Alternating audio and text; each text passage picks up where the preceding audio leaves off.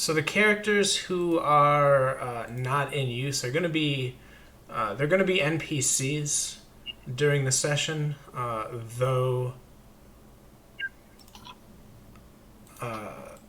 they're going to more or less fade into the background. So you guys will take the forefront. However, they will conveniently be there. Uh, they will conveniently be there as replacements for when a player character dies, because this game's kind of brutal in combat. Indeed. All right, so we got characters look like they're done, or at least mostly done. So that's good. Does anybody have any traits? If you don't have the core book or don't have access to it, do you have any traits or abilities you need defining for you? I'll be happy. Long lived. Long lived. I don't know if that'll even come up in this session, but let me find it. Is that a trait or an ability? Trait. All right. It just means you age slower. Yeah, mine has is it? short-lived, which means death by around 40, maturity around age 5. Yeah, so long-lived and short-lived doesn't really have a mechanical effect in the scope of this adventure. I'm guessing shapeshifter is self-explanatory. So, shapeshifter has, I believe shapeshifter, yeah. Shapeshifter has multiple levels. What level are you? Probably novice, I'm guessing, or are you adept? He's adept, I believe. Oh, fancy.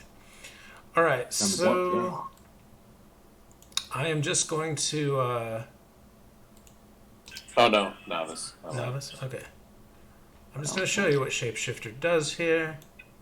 I'm thinking of the witch who is a novice or is an adept with the shape shift ability. Not to be confused with shapeshifter. So there you go. You can see what your shape-shifting ability consists of with the novice. The adept abilities are fairly powerful in this game, but the trade-off of getting 5 abilities if you go all novice is actually a pretty good balance. Okay, and I have 2 more for you, Nate. Go for Backstab and Feint. Backstab and... You said backstab and fame? Feint. Feint. Okay, I was like, I don't think fame is here. Alright, backstab.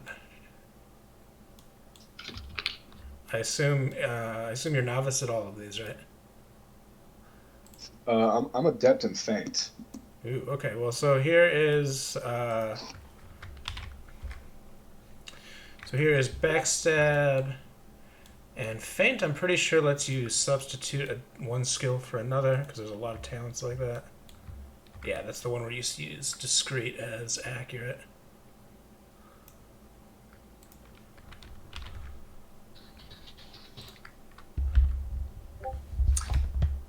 And also, like, what I found on, it's called ironpack.com. There's in their resources section, there's an ability quick reference cards thing that has, like, a link to a bunch of different pages that just has a picture of abilities with, like you posted in Discord what they do. Okay, that's handy.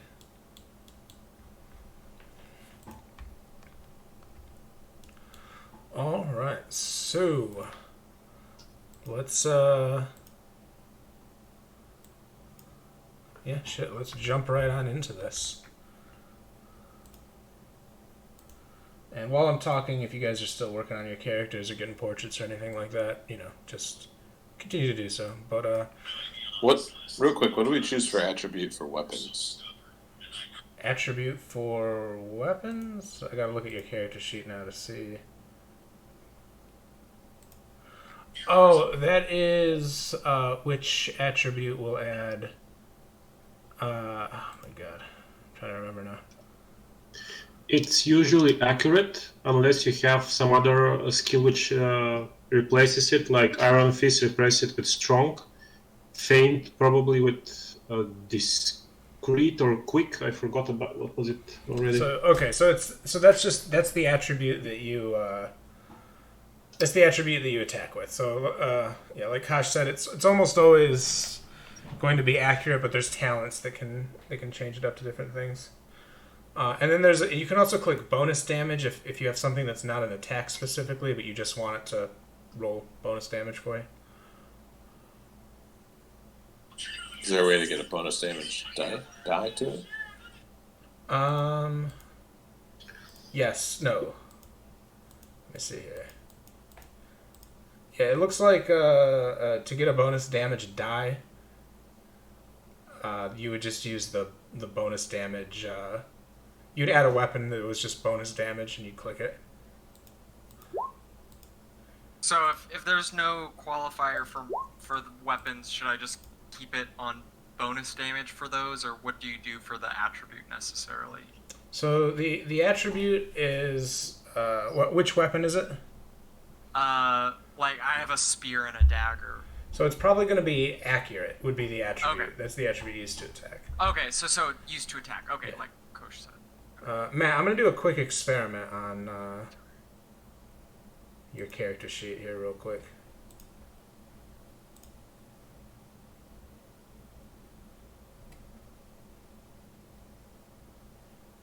Depending on what skills you have, you attack with each separate weapon with the appropriate attribute for your character.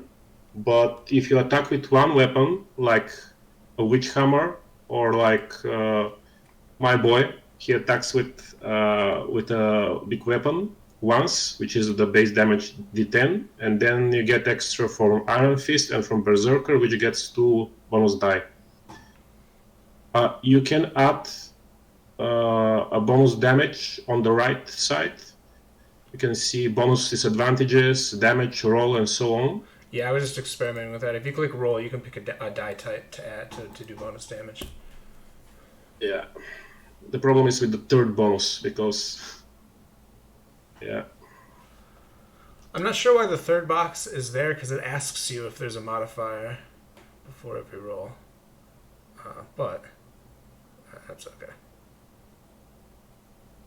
So for rolling with a specific weapon, do you write in the weapon that you're using? Yeah, I mean you could just roll accurate if you wanted to, but when you have your weapon filled out, you'll click the little sword button next to it, and it'll auto roll the damage and the attack for you. Okay. Yeah. All right. Yeah. So Okay. Yep. It'll tell you, hit or miss. The system, as you know, you're trying to roll equal to or less than. Most of your rolls are going to be modified, depending on what kind of opponents you're going to be facing. Well, I really like the way they do that. Instead of having an opposed roll between you and your opponent, an NPC's attribute simply gives a modifier to a player character's attribute. So an NPC who is really defensive, they don't roll. They just give up to a -5 to the player character to attack. So I like that. It simulates it being a contested roll, but it doesn't require multiple rolls, which keeps combat moving a little bit faster, in theory. Should I create a sheet for my familiar, or I actually have it written down on a notebook that I have right here, all the stats and stuff, but I can also create a sheet for them as well if that would be easier. Yeah, you should create a sheet for them here. I'm giving you a character sheet you can work with. Where do we fill in defense? What do you fill into Oh, what? it's right under attack, Matt.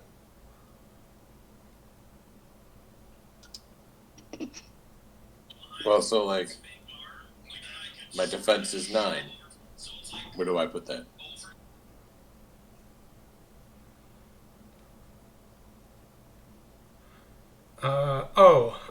Your defense is it's going to be, I believe it's going to be quick. Yep. Normally. So yeah, how would you, if you wanted to roll? Okay, so for defense, you've got your blessed robes. When you're attacked, for attribute, you're going to put quick, because quick is the attribute that generally defense goes off of. You can give yourself a defense advantage at the end there. I'm assuming, does your character have a shield, Matt? Yes. That would explain why it's a little higher than that.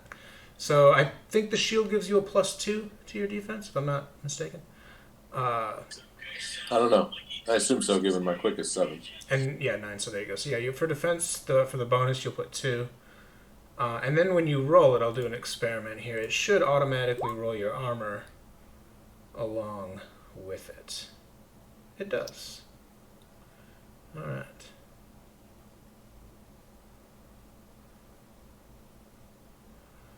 And I'm sure there's going to be little rules here and there that we miss, but yeah, won't worry about that.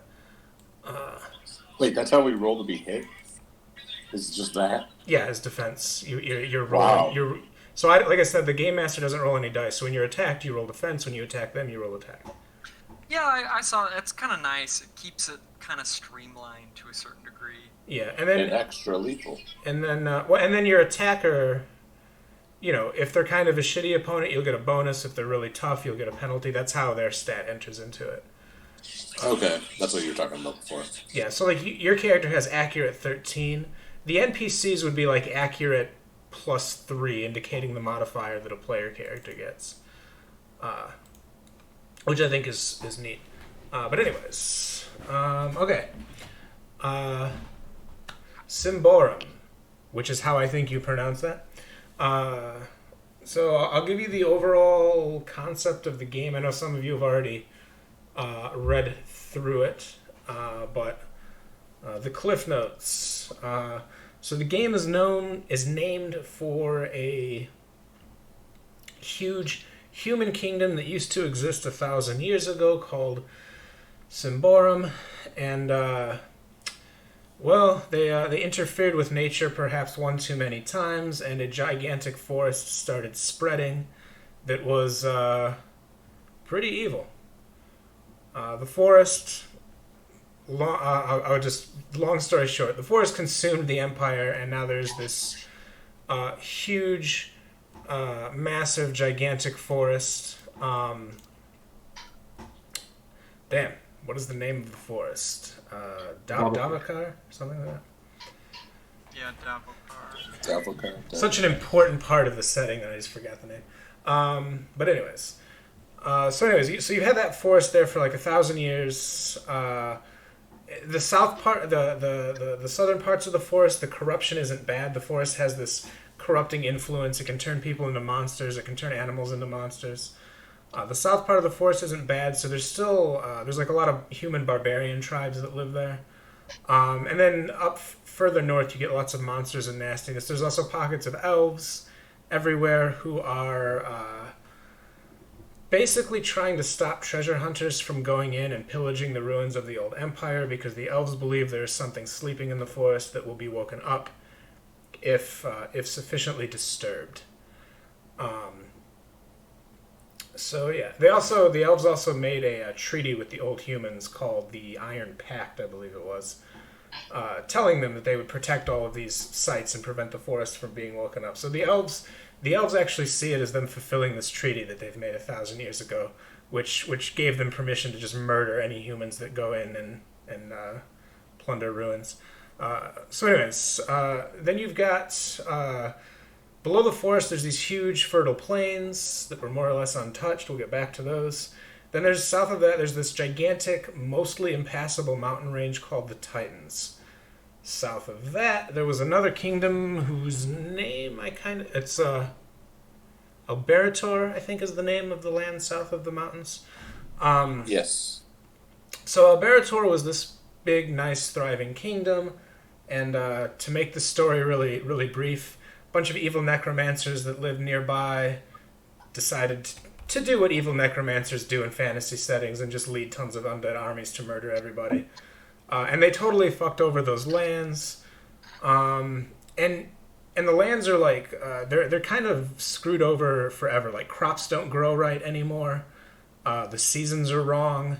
Like, the whole land is tainted now. So the survivors from that empire, they took the treacherous cross through the Titans because they had nowhere else to go to escape. A bunch of them died crossing.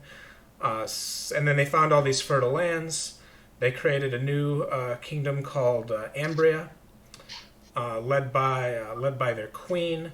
Ambria is, and it's doing all right. It's not quite as populous as the kingdom was south of the Titans because of the huge war.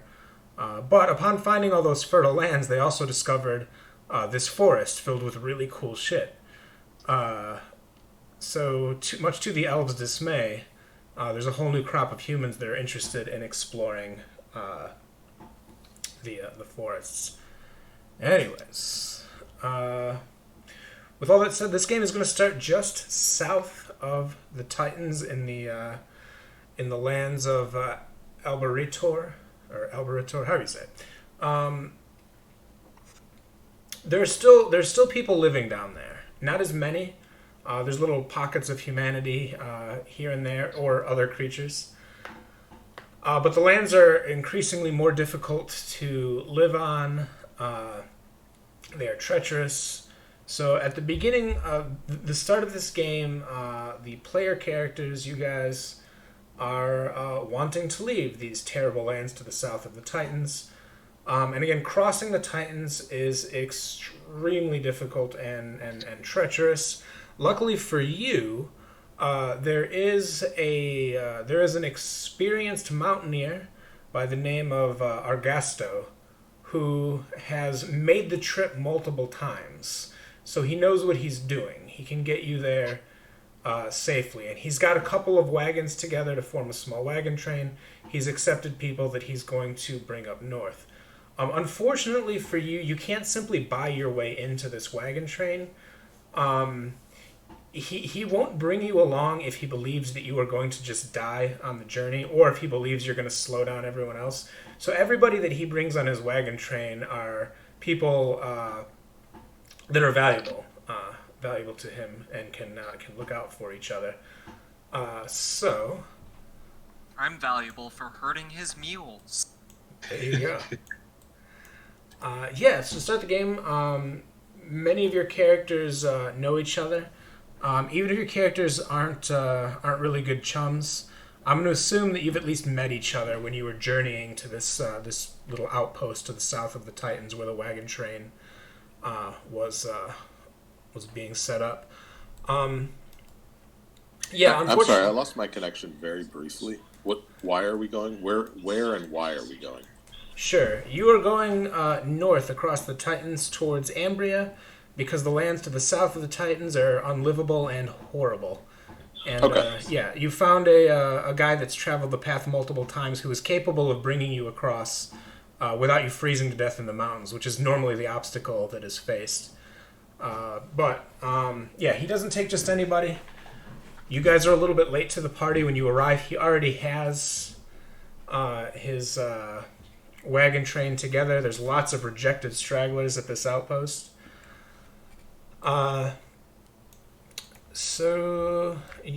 where we'll begin. You can see the Titans to the north are just an immense, imposing mountain range, just covered with snow that go on for as long as the eyes can see.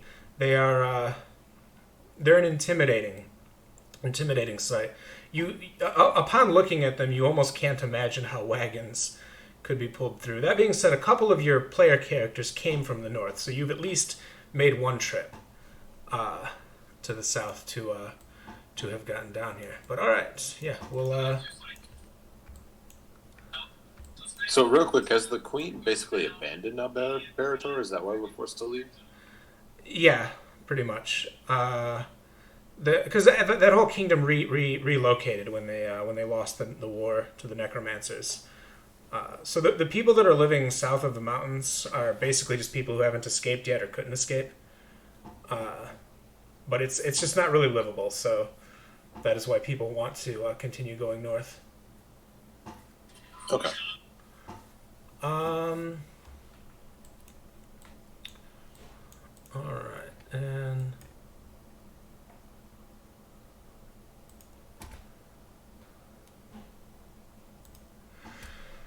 all right, so we'll begin with you guys riding into the outpost. You are all kind of packed in, riding on a wagon that is being pulled by a couple of mules. The coachman of the wagon is a really talkative fellow by the name of Telk. There's also two Pathfinders with you guys by the name of Bellin and Ludo. I'll go ahead and type these NPC names. I should have made characters for them, but I didn't.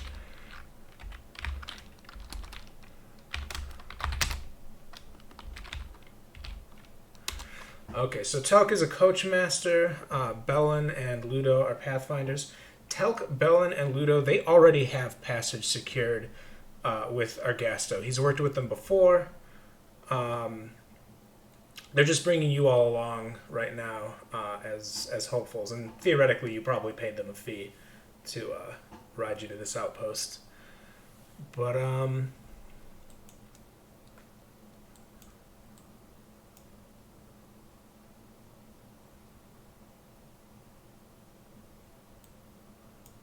right, so yeah, you guys arrive at the camp. It is nighttime as you are arriving. There's many fires burning. It is approaching winter, which is not a great time to cross the mountains. But even with that, it is unseasonably cold right now. It's quite unpleasant. But yeah, you see lots of hopefuls, caravan members warming themselves around the fire. As soon as the caravan stops, Telk jumps off the wagon. A friend of his that he refers to as Keller runs up to him. They give each other a long embrace as if they've not seen each other. Friends who haven't seen each other for a while. The Pathfinders immediately go off to do their own thing, and yeah, you all are left to your own devices at this point in the camp.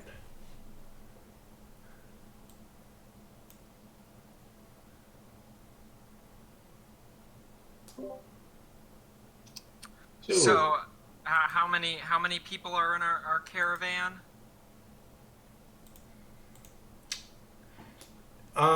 There are,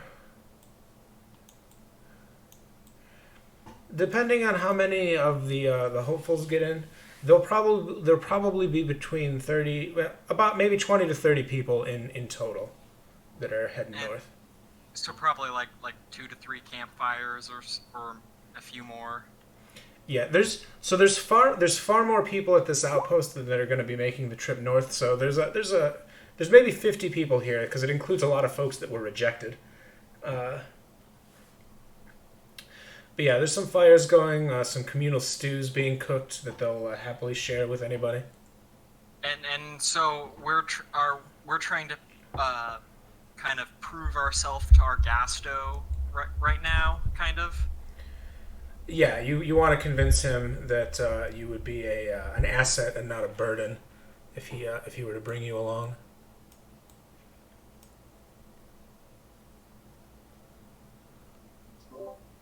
I'll probably, since Fenya's job on this caravan is to be a mule herd, I'm probably gonna go and see to all of the animals and make rounds around and kind of see what's going on.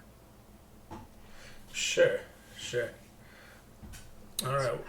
Is Argasto here? So Argasto, you can gather from questioning people. He is at the north side of the camp in a little private tent. He is not seeing guests right now. Perhaps he is getting ready for bed. Although you guys can see there's a lot of activity in the north side of the camp right now. So he's not actively seeing anybody, but it doesn't look like there's any guards stopping you from going in either. If you wanted to head to the north side. Did he put out the word "Don't bother me"? Or Yeah. He put out the word he doesn't want to talk to anyone else until tomorrow. I'm fine with that. I'm just gonna talk to him directly tomorrow and try to convince him. All right. Is there anyone that if my character sees that necessarily stands out in among the, maybe another character or anything else that kind of seems unusual among, people gathered? So definitely the big standouts in your party are you, the player characters. Most of the folks here are like hunters, foresters, people that can survive in the wild and find food, but they're not all that special. You guys really stand out. The priest, the Thirog of the church. You're the only ogre amongst them, the only goblin amongst them. There is someone who is clearly dressed as a wizard of the Ordo Magica. He stands out a little bit.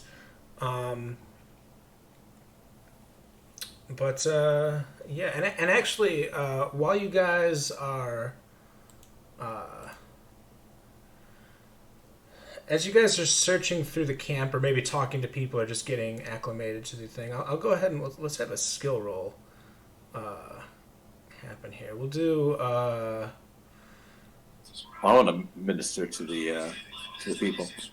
Preach of Prius's light. Sure.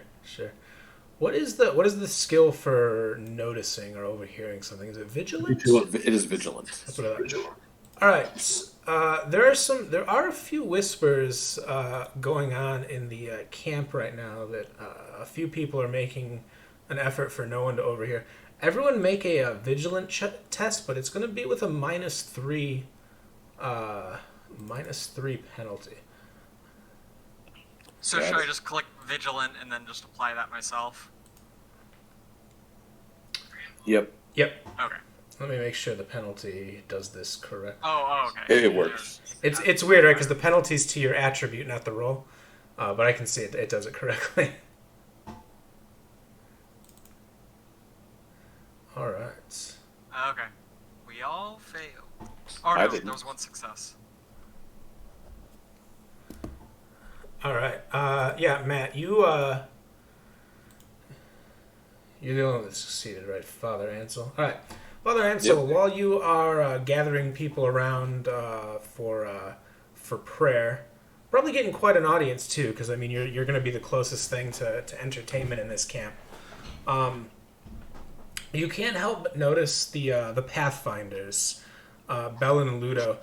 Them along with Telk, they had gone to the north side of the camp briefly when you first got there, but they came back.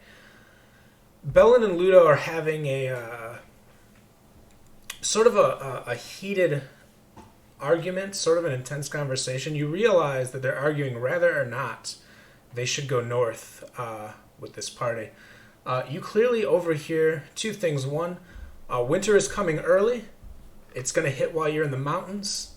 And Argasto, to avoid any more delays, is planning on leaving in the wee hours of the morning so that nobody has any time to try to convince him to do otherwise or realize that the weather is getting bad. And moments after you overhear that conversation, Telk marches back from the north side of the camp and basically tells both of them to be quiet about it and just be ready to leave in the wee hours of the morning.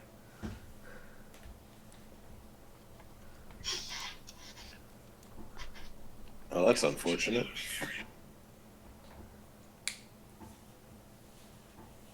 A question? So Father Ansel is preaching right now.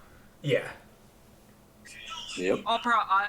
Then you'll probably stroll up and say something about what are you talking about? What do you mean? What is your message?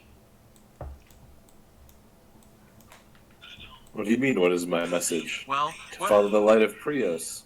what's the gain? What's the goal? To follow the light of the One.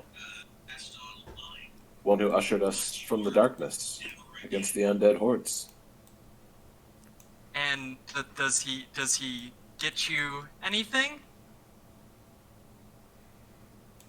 Any blessings? Of course. And I'm going to raise my mace up, or my warhammer, and touch it and have it basically activate my witch. What's it called? Witch. Sure, which will give it a slight glow. Yep. I'm gonna say, can you bless this dirty old sow of mine, Kavrula? She needs some of the light. Unfortunately, his light can only be bestowed upon those who have undergone a purification ritual. But, which I'm not trained in yet. But you can show us to get these blessings? I can bless my own weapon. But Fenyo needs blessings for themselves eventually.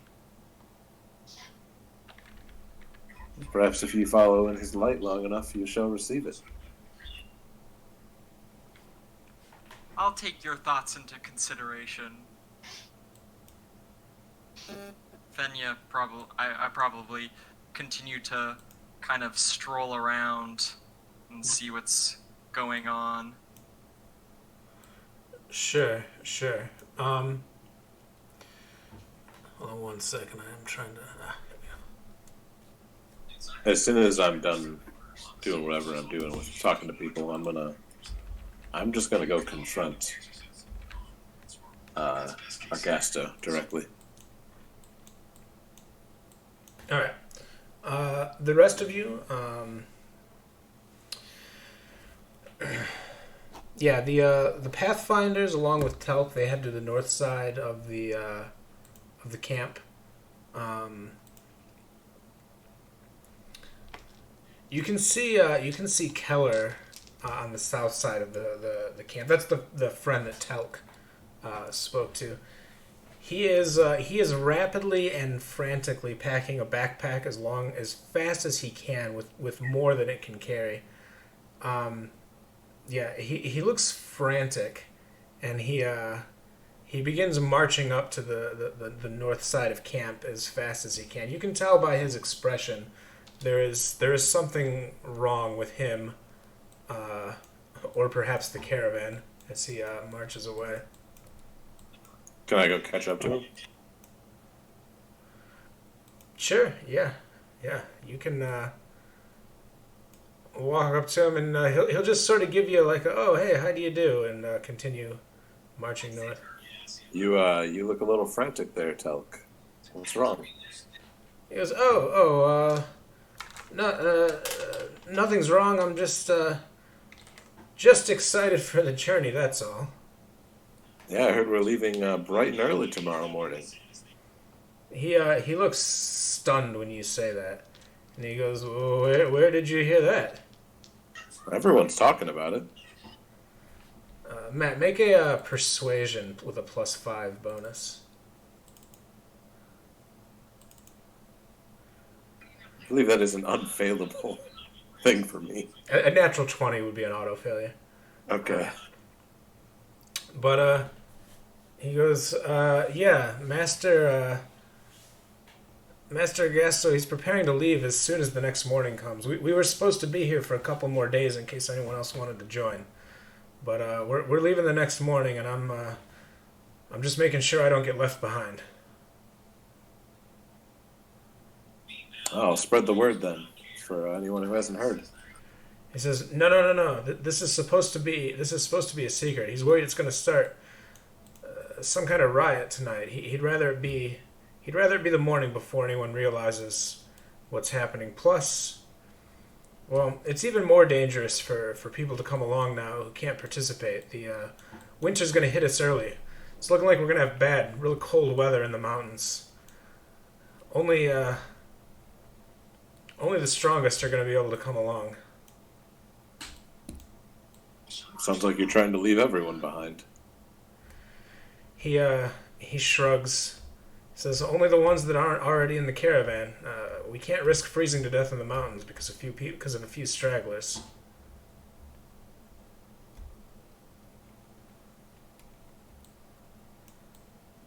He's also worried if members of the caravan realize that the weather is coming, they might abandon the caravan. He doesn't want that either. I'm afraid I'll have to speak with him directly on this. Keller just shrugs and says, "Fine, but you didn't hear it from me."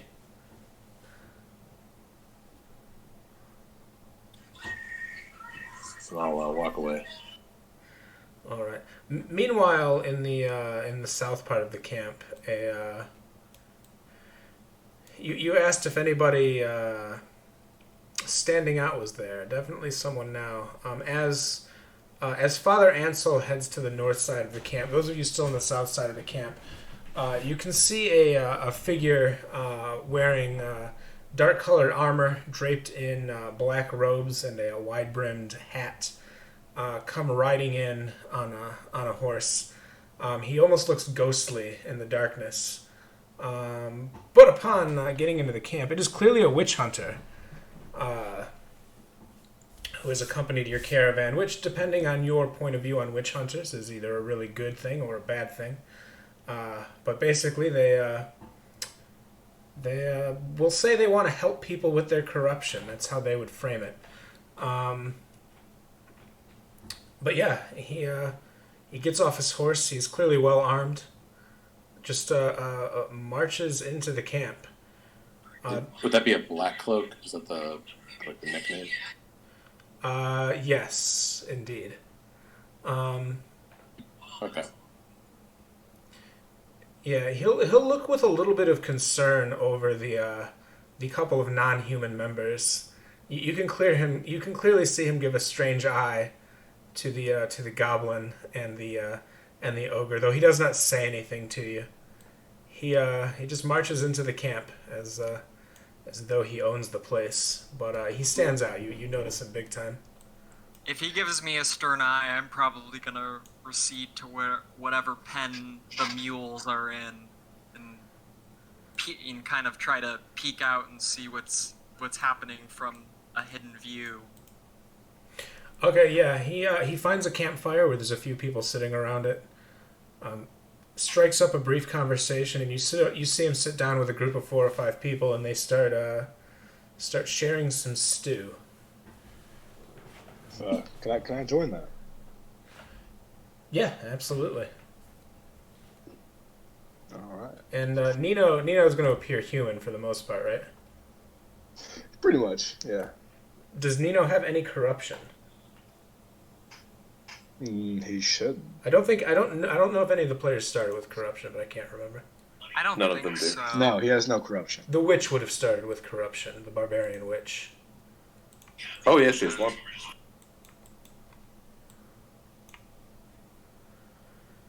But all right, yeah. Nino sits down at the fire. They will happily engage you in small talk unless you want to ask them anything specific. I want to study his face. I want to study his features. That's about it. He's an older gentleman. You can tell by his appearance. He has been through a lot. He's had some rough days. You gather, based on his appearance and the way he's carrying himself, that he has probably been in the witch hunting business for quite some time. He definitely looks like someone you would not want to mess with. I'm gonna ask him what his name is. Say, my name is Lestra. What is yours? My name's Nino. Says, well met, Nino. What brings you north? Oh, I'm just following around a friend. Only reason why I'm here. He nods and he says, I suppose you don't really need to have a good reason to want to get out of this place.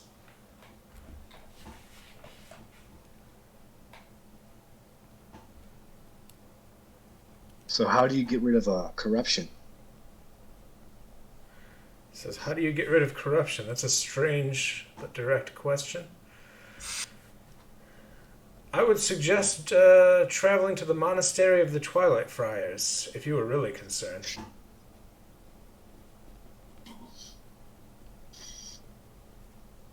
I'll just stare at him awkwardly. Just be kind of awkward there. But to be honest, regular prayer and meditation, and behaving yourself, of course, are the way to go. He leans in, he says, the worst thing you can do if you're worried about corruption is to try to hide it. That's what makes it grow. That's what causes it to fester. You need to find a priest immediately if you think you've been exposed to corruption. Tell them everything. I know it's scary, but they only want to care for you if you're sick.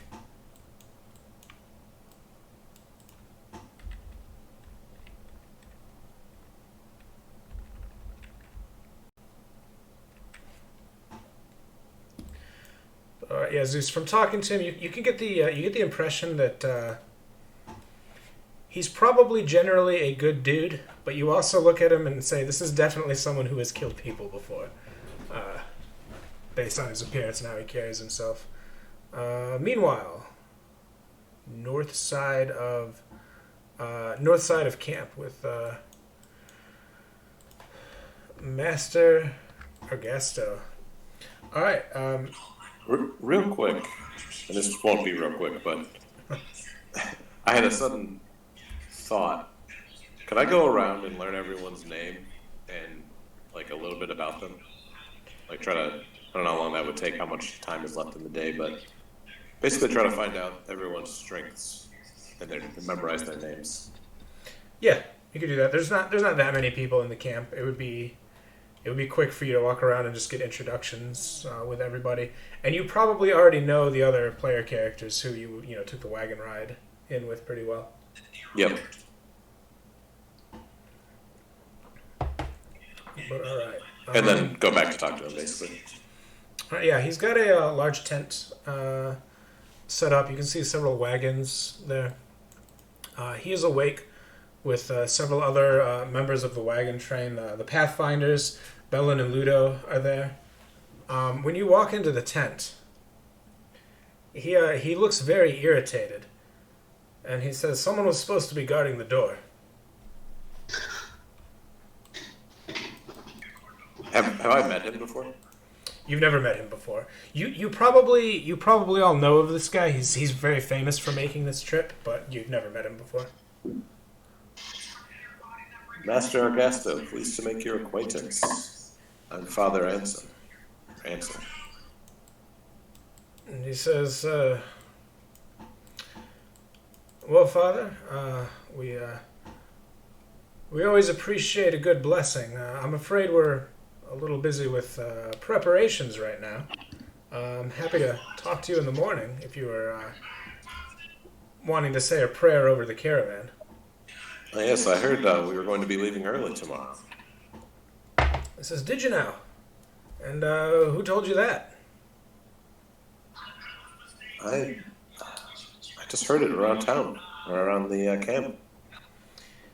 He looks over at Bellin and Ludo, who avert his gaze. And he goes, well, it's disappointing that has spread around camp, but yes, we are leaving first thing in the morning, and we have to go fast. Yes, I wanted to speak with you to ensure that we would be bringing everyone along. It's the will of Prius. I've already hand-selected 28 members of this camp. That is who will be coming along. Everyone else, they're welcome to wait for the next trip, or make their own way across. Tell me, who have you selected? It says 28 members. You wouldn't know. I know all the names of everyone in the camp, and I'm just going to start listing them.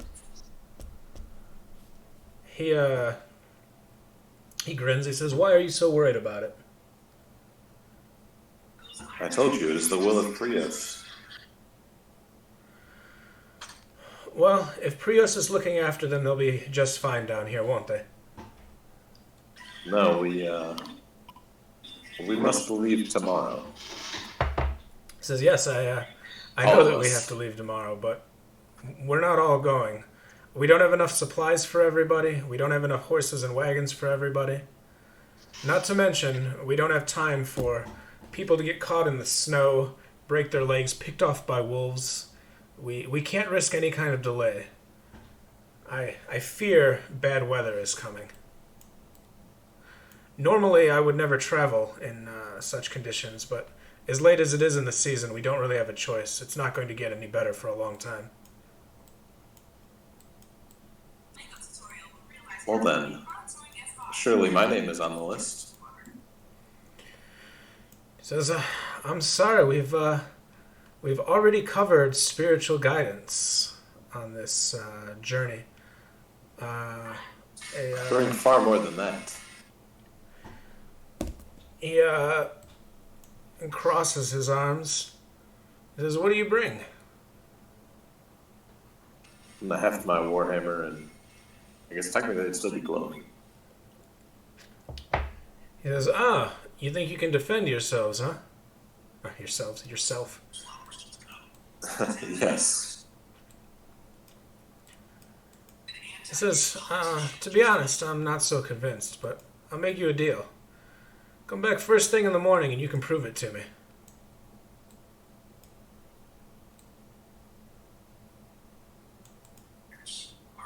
All right. And he goes back to his plans, and he says, "Now, if you don't mind, there's work to be done, and I must get to sleep soon." Very well. May you walk in the light. I'm going to leave. All right, and you make it back to the south side of camp with that new knowledge.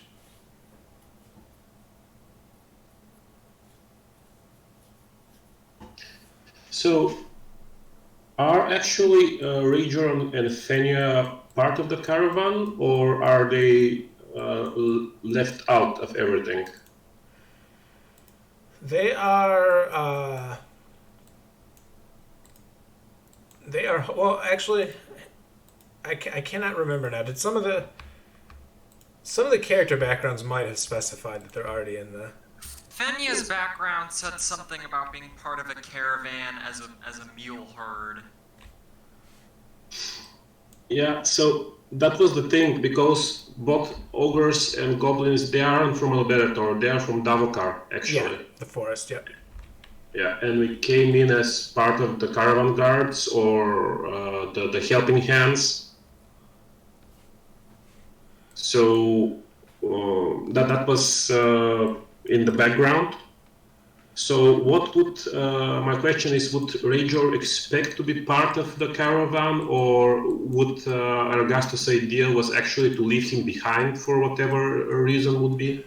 So your characters have, since you've come from the north and you have experience with the caravans, you're probably very confident of getting chosen, but you don't know for sure that you haven't prearranged this trip with Argasto. You just heard that he was leaving, so you traveled to the camp to invite yourself. So basically, just through caravans of coming south, and now we're south, and we're kind of going back north because people are heading back north, and so we heard about it. Yeah, so because you've made the trip before, that's a pretty strong argument you could present to Argasto, especially if you have skills related to it. But yeah, you're not officially on this particular caravan yet. So then, at some point, Rager will find Fenya, probably with the mules, and we'll just, hey, little one, did you talk with Elgarsto? When are we leaving tomorrow? Oh, I hadn't talked to him yet. I didn't. I just thought that I'd be with the mules. Should we go talk to him? Well, why don't we do that? I mean, everybody is getting ready to turn down for the night. I assume. I just want to see what is the guard schedule for the night, and nobody talked to me about it. Will you make sure me Kavrula have a warm spot to sleep next to you? Sure, my friend. And Rajor actually bows down and to scratch Kavrula and goes a little bit, who's a good pig? Aye. I'll go see what's happening. Everyone needs someone to deal with the animals. Oh yeah. Let's go and see what Argasto will say. He just grunts a bit, and what actually noticed that he's talking a bit more freely around you, but when everybody is around him, he's just this big dumb guy. Mm-hmm. So let's go and make sure that you have a safe place and. So do you want me to go to talk to Argasto alone? Let's go together. Okay. Let's go and see what he says. Yeah.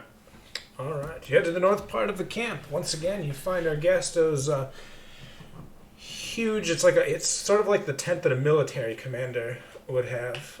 You find it unguarded, and you walk in. I'm just gonna stomp in and say, "Who is dealing with your animals?" He looks up at you. He looks around and he says, yes, I was supposed to send for guards." He takes a sigh. He puts down some parchment that he was looking at. He's clearly irritated. I'm gonna say, "Who needs a guard when you have a big ogre like this?"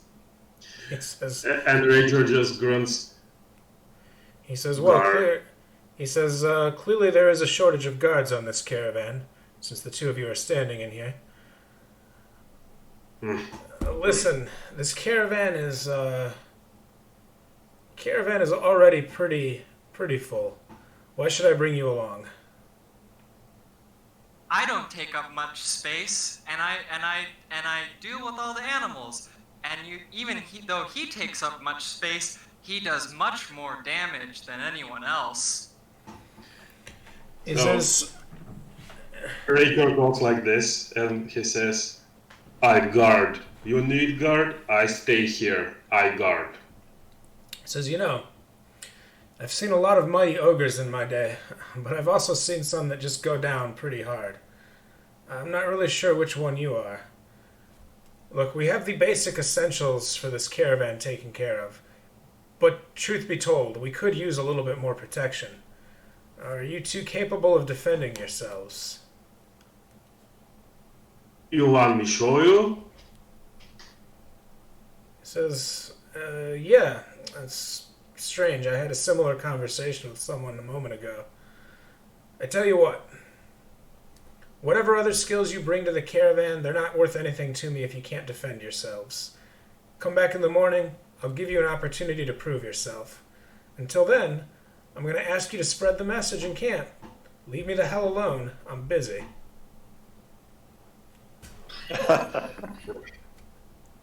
Well, I could stand guard here.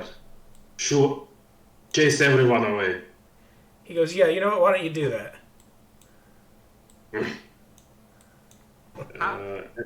You won't leave before we prove ourselves? How do we prove ourselves in the morning if you leave? He says, look, I'm not going to try and sneak out of here in the morning. I'm just going to try and leave quickly.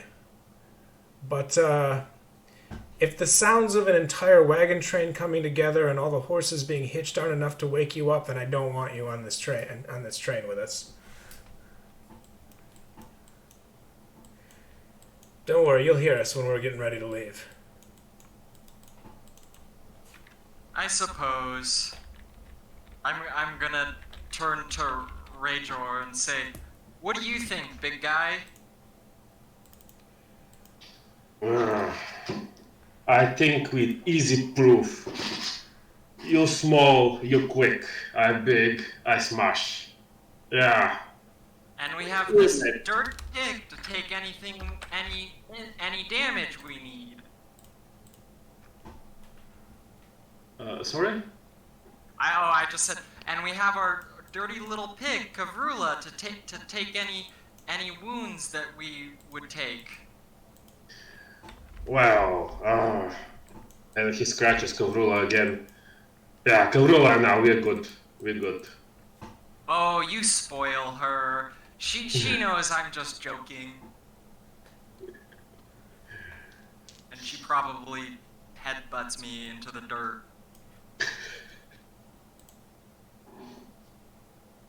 Yeah. After hearing that, Fenny will probably find some dirt heap that's warm enough to settle down, or near some sort of animal or something that's warm enough to kind of fall asleep but stay, vigilant enough in case anything happens. Sure. All right, for the sake of the story, I'm going to say that my character and Zeus's character know each other, so Father Ansel and Nina.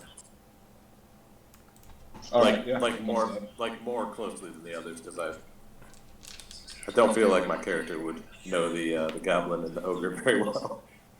Yeah, I mean, you guys might have had a day to get to know each other, on the ride up, but you can say that you have a previous history with them if you want for plot convenience. That's fine. So I'm going to go up to Nino and say, "Hey, Nino, we're leaving early tomorrow morning. Trying to keep it quiet." Oh, really? I'm good at that. Do you know what time it's at? No, but I'm assuming we'll hear when they hook up the wagons and whatnot. But this is something about proving myself tomorrow. I don't know what it means, but you either got to talk your way into this, which it sounds like Argasto doesn't really want to budge unless you can prove that you're strong enough. I don't know what that means, but we'll see. Be ready. Tell me when else you think you want to join. I have a little trick up my sleeve, just in case. I'm not sure if I'll be able to bring you along, though. But we'll figure it out. I'm not worried about me.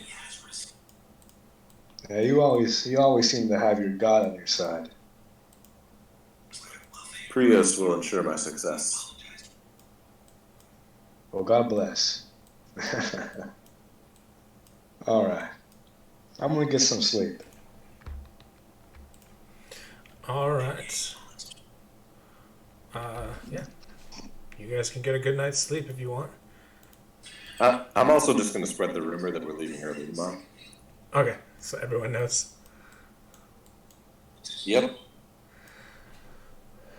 But if anyone comes across me before I go to bed, since Argasto told me, I'll just tell them, don't say anything to Argasto. Leave him alone.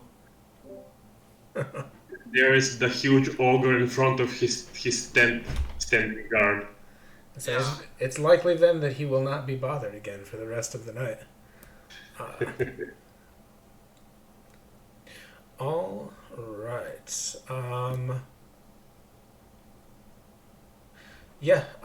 The next morning comes. It's the wee hours of the morning. The sun has just started coming up. As predicted, the wagon train is pretty much packed and ready to go. Lots of people have come to bother and harass Argasto. He has more guards now than it was apparent before, wearing scale mail, armed with swords, to keep anyone from rioting. But I'm gonna push my way my small body to the front of the pack with my big spear and my pig, and stamp it down and say, "I'm here to prove myself." And right next to you, a huge log also dumps on the ground. Raise your proof! all right, yeah. Argasto, he's clearly irritated with dealing with the rest of the mob here. He's basically telling lies, saying that they're actually not leaving as soon as people thought. But that lie's not going to hold water as soon as the wagon train starts moving. He's just trying to calm them down for now. But yeah. When you show up and ask to prove yourself, he'll just point. He'll say, "Go wait by that wagon," and he just points at a random wagon that is ready to go. I'm gonna go jump in the shotgun seat and tell Kavrula to jump in back.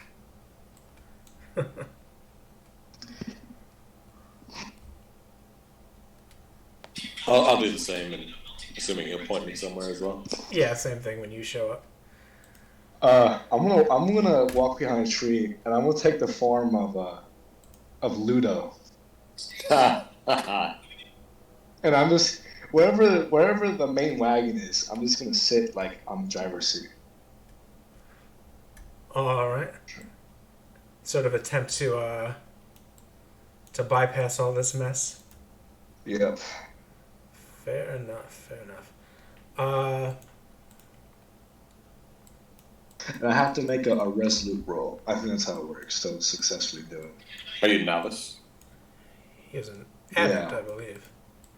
Are you novice or adept with shapeshift? I can't remember. Oh, novice. Oh, novice. Okay, so you'll go ahead and roll resolute, and if you succeed, you can.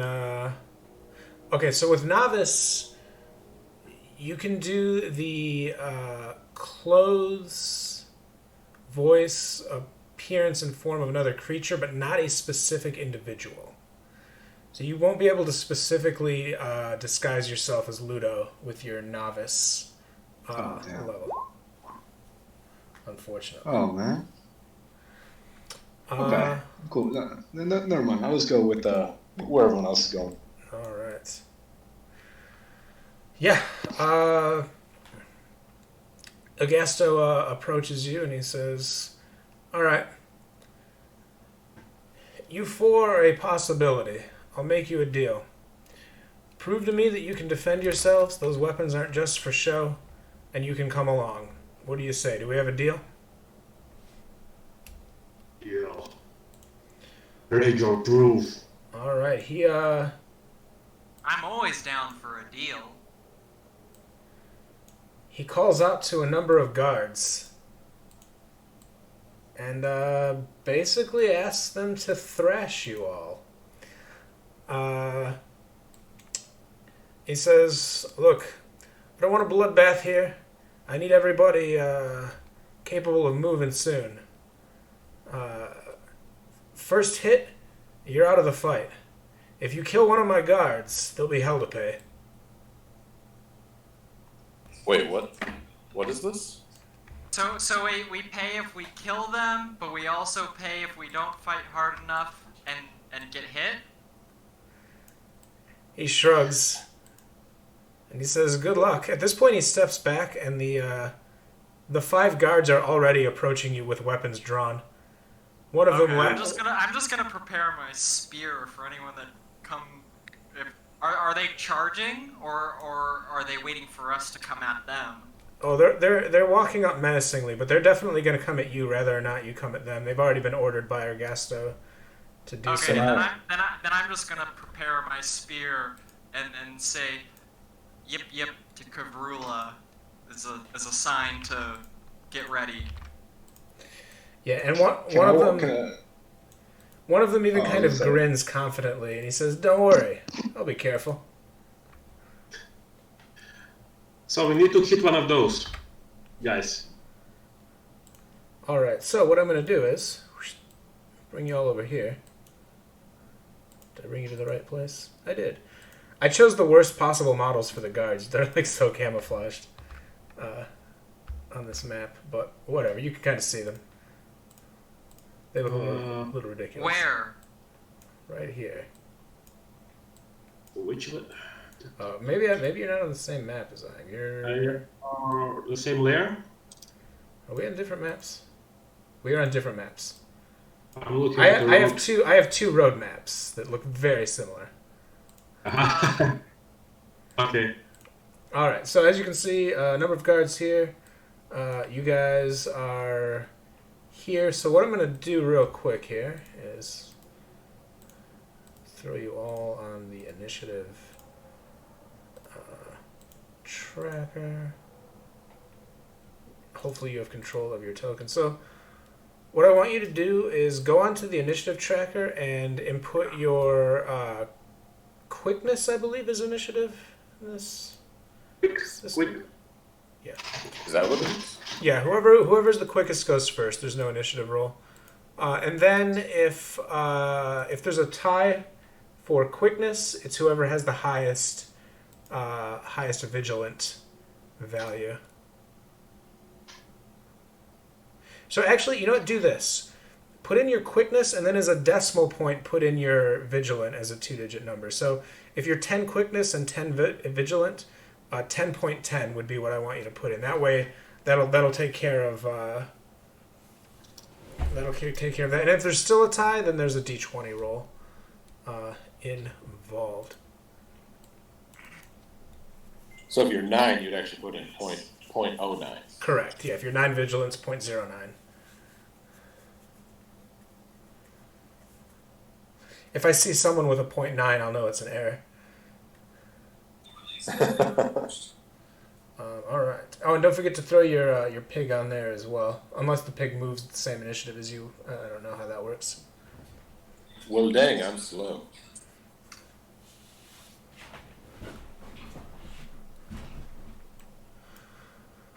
All right. Let me go ahead and set this up.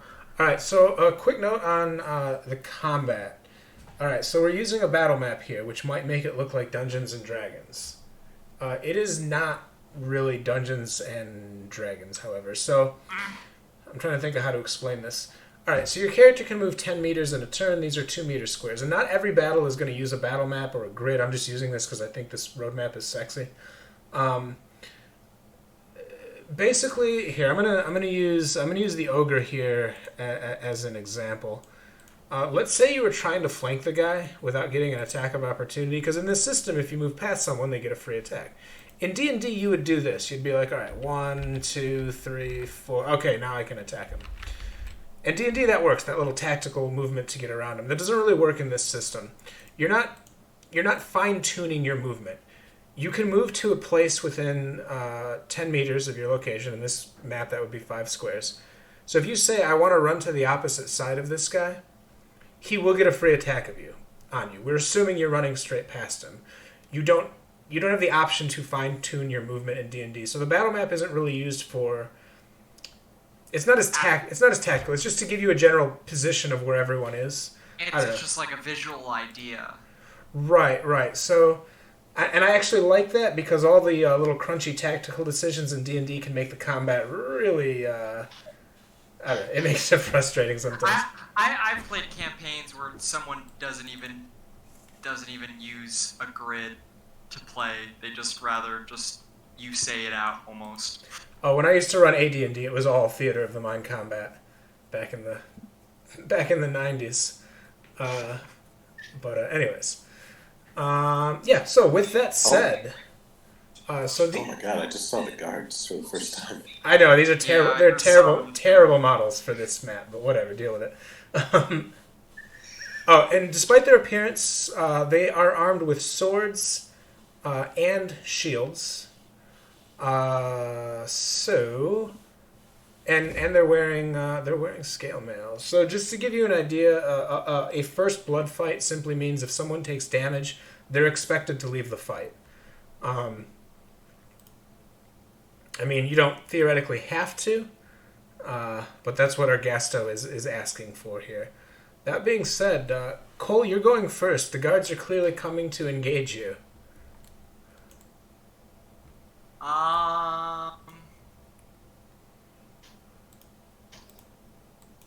Well, I'm just trying to think. I have a long weapon.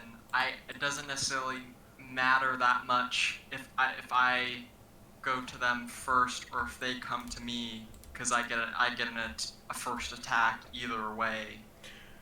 Right. So because I'm an adept in pole arms and I have a spear. Okay, yeah, so you could hold out in this position if you so desired. Yeah, I think I'll just hold out and see what the guard's response is, or what everyone else's response is. Sure. Okay. So we're gonna go next. We have the pig. Is the pig gonna sit back with you? Should we just have the pig sit out for this set? Should the pig actually count, since this is a session or this group is to show if the individual can prove themselves? Should the pig really be along with me? I think that's really up to Fenya. I'll just let the pig sit aside next to me since I'm standing there. All right, fair enough. All right, I think we have moved to ogre time.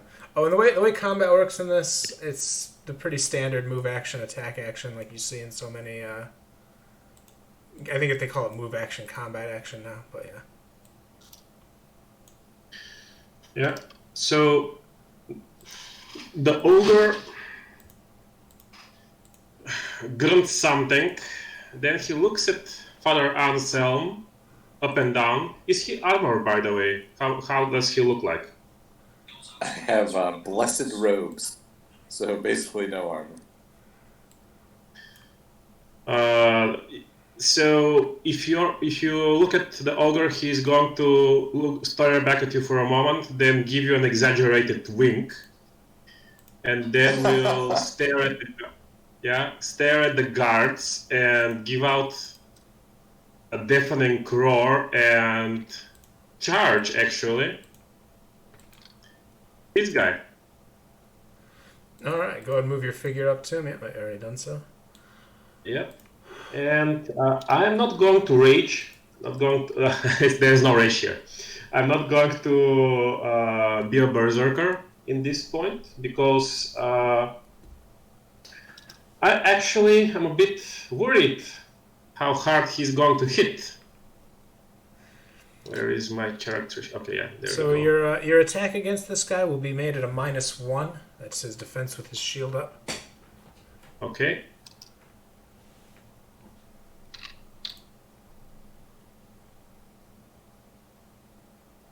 Oh. Okay. So when here is a problem. What was that? Go ahead. So not sure if you know, but if I rage and I'm with the robust, I'm most probably going to be hit next attack. Just so you know. So even without the rage, I'm most probably going to be scraped. But let's see. I missed, and depending on what you rule, he actually might get an attack back. Yes. Depending which. So that is indeed how I'm going to do that. A critical miss means he gets a free attack against you. So you're going to roll defense -3, as they are fairly accurate attackers.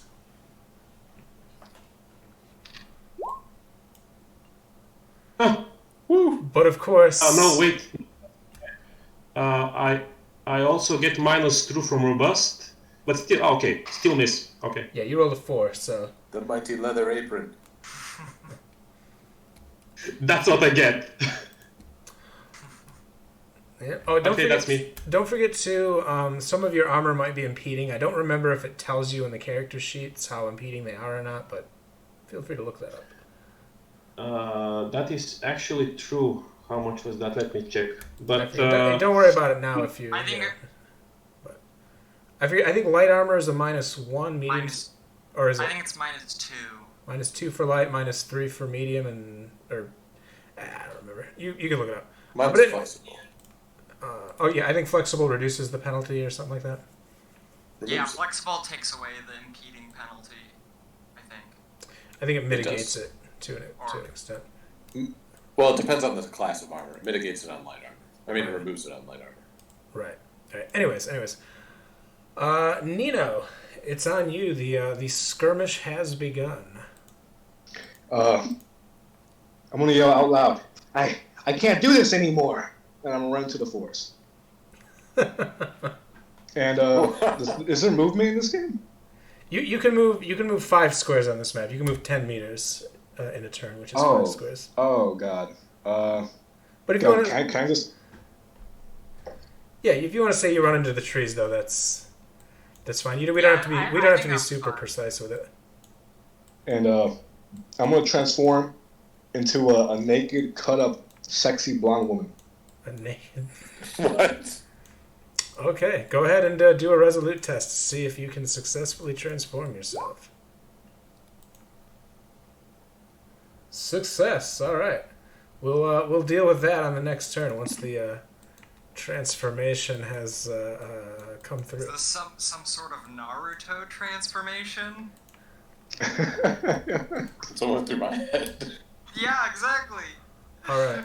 So what the guards are going to do, the ogre being the largest target, they're going to attempt to double team the ogre. This guy here, he's using his move action to get into flanking position of the ogre. However, that will give you a free attack against him when he attempts to get to your flank. So -1 is the attack against him.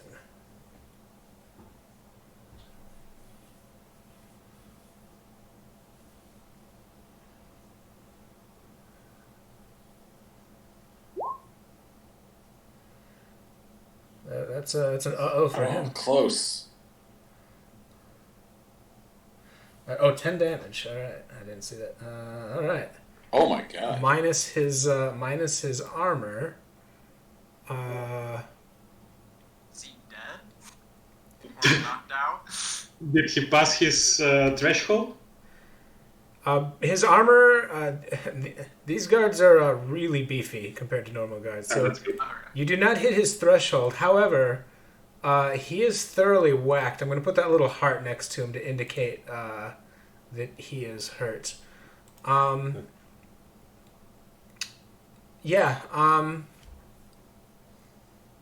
Once that is done, he's just going to sort of...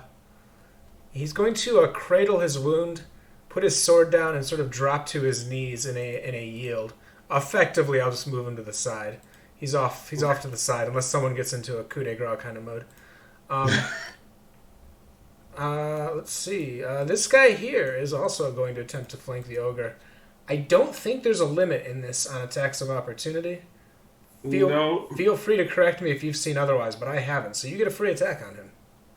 All right. So Rajo just keeps roaring and swinging the huge log. -1, or Yeah, -1. all right. Oh. All right. Now, him and his buddy are going to attempt to take down the ogre. Let's see here. All right. So you're going to need to make 2 defense rolls. They're going to be -5 now from having been flanked. Okay, so they're probably going to hit because this means my... Alright, let's see. That's -8 for me, -1 for the armor. All right. So the first guy hit you because of the flanking. Also does improve damage. He does 6 points of damage, which is nothing to your armor. So go ahead and roll for the next guy. Okay.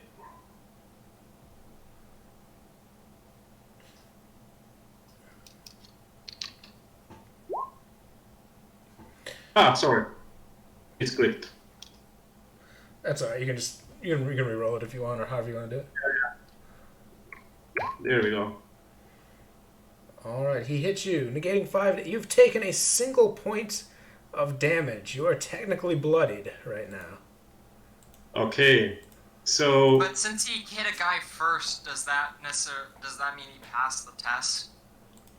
That sounds like something you'll have to sit down and talk to Gasto with afterwards. Okay. I picture you looking back during the melee and be like, "That's good enough, right?" But anyways. So what actually happens here is that Rajo is just going to keep swinging the log around and roaring at the guards, at least for now. All right. The other 2 guys, then they're gonna come up with they're gonna spread out and try to finish the group, believing that one member has at least retreated. All right. Father Ansel, you are being swung upon with a sword. Minus, what did I say? -3 to your defense roll here.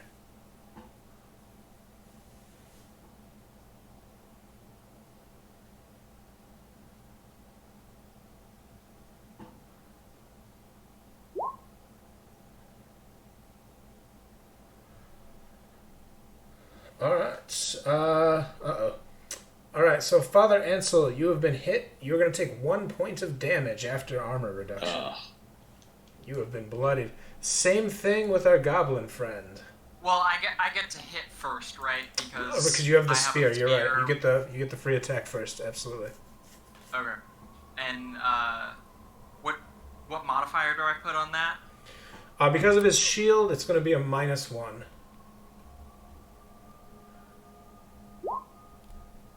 Nice. All right, his scale now. I didn't put the damage in right, did I? It says, is it a D10? Yeah, it's a D10. Because it looks like it rolled a D10. You rolled a 4. Oh, okay, yeah, I did it right. Okay, cool. All right, the guards. I just haven't used Roll20 in a while to see. Yeah. If you hover over it, you can see. All right, the guard's damage soaks up armor soaks up 3 points of damage. He is bloodied. He'll do the same thing. He'll kneel down and yield effectively out of the fight. All right, Father Ansel, it's up to you. You can respect the rule of the fight and yield, or you can go on the offensive. It's up to you. Yeah, I'll respect the rule and yield. All right, Father Ansel is. I'm just gonna move you off to the side there. All right, Fenya, it's on you. Can I? So how the movement works? Would it be an attack of opportunity if I went up to try to flank the guy that's attacking Rajor? Oh, right here? Yeah. That'd be an attack of opportunity, wouldn't it? I would say yes. Now, you don't have to move past him, but he has a friend in a position where you have to be directly opposite to flank. So I would say that this guy would get a free attack if you tried to make that maneuver. Okay. I'm gonna go try to attack the guy that's a little not flanking him. That's a little south of him right here. Okay. And I'm like 80% sure I'm doing these rules right. So if we find something, that says otherwise, that's fine. But all right, -1 to stab him with your spear. Missed. Okay. All right, and the wild pig is still gonna hang out, right? Yeah. I'm just gonna let them hang out. All right. We've got the angry ogre swinging his club around. So you are technically bloodied. It's up to you though. You can respect the rules of the game. All right. Or take So what Rachel does is he is going to leave these two guys behind. So give me 2 attacks of opportunity on him. I will give them to you. Sorry. Right. Yeah. So -5 because of the flank. Yeah. Okay, so that's 5. They do 6. They do 6 damage while you're flanked, so he'll do 3 damage to you. Okay. So that's 4 damage. Let me just 9. Okay, and one more time.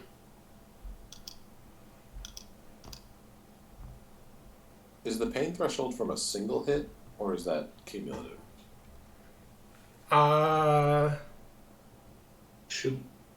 Should be a single hit. Otherwise, we'll go down quite often. Yeah, I believe the pain threshold is if you take that in a single hit, but I don't really remember, to be honest. I'm pretty sure it's a single hit thing, though. All right. That actually hit me, by the way. That hit me. Okay. I didn't. Just go ahead and roll your. Go ahead and roll for your armor then.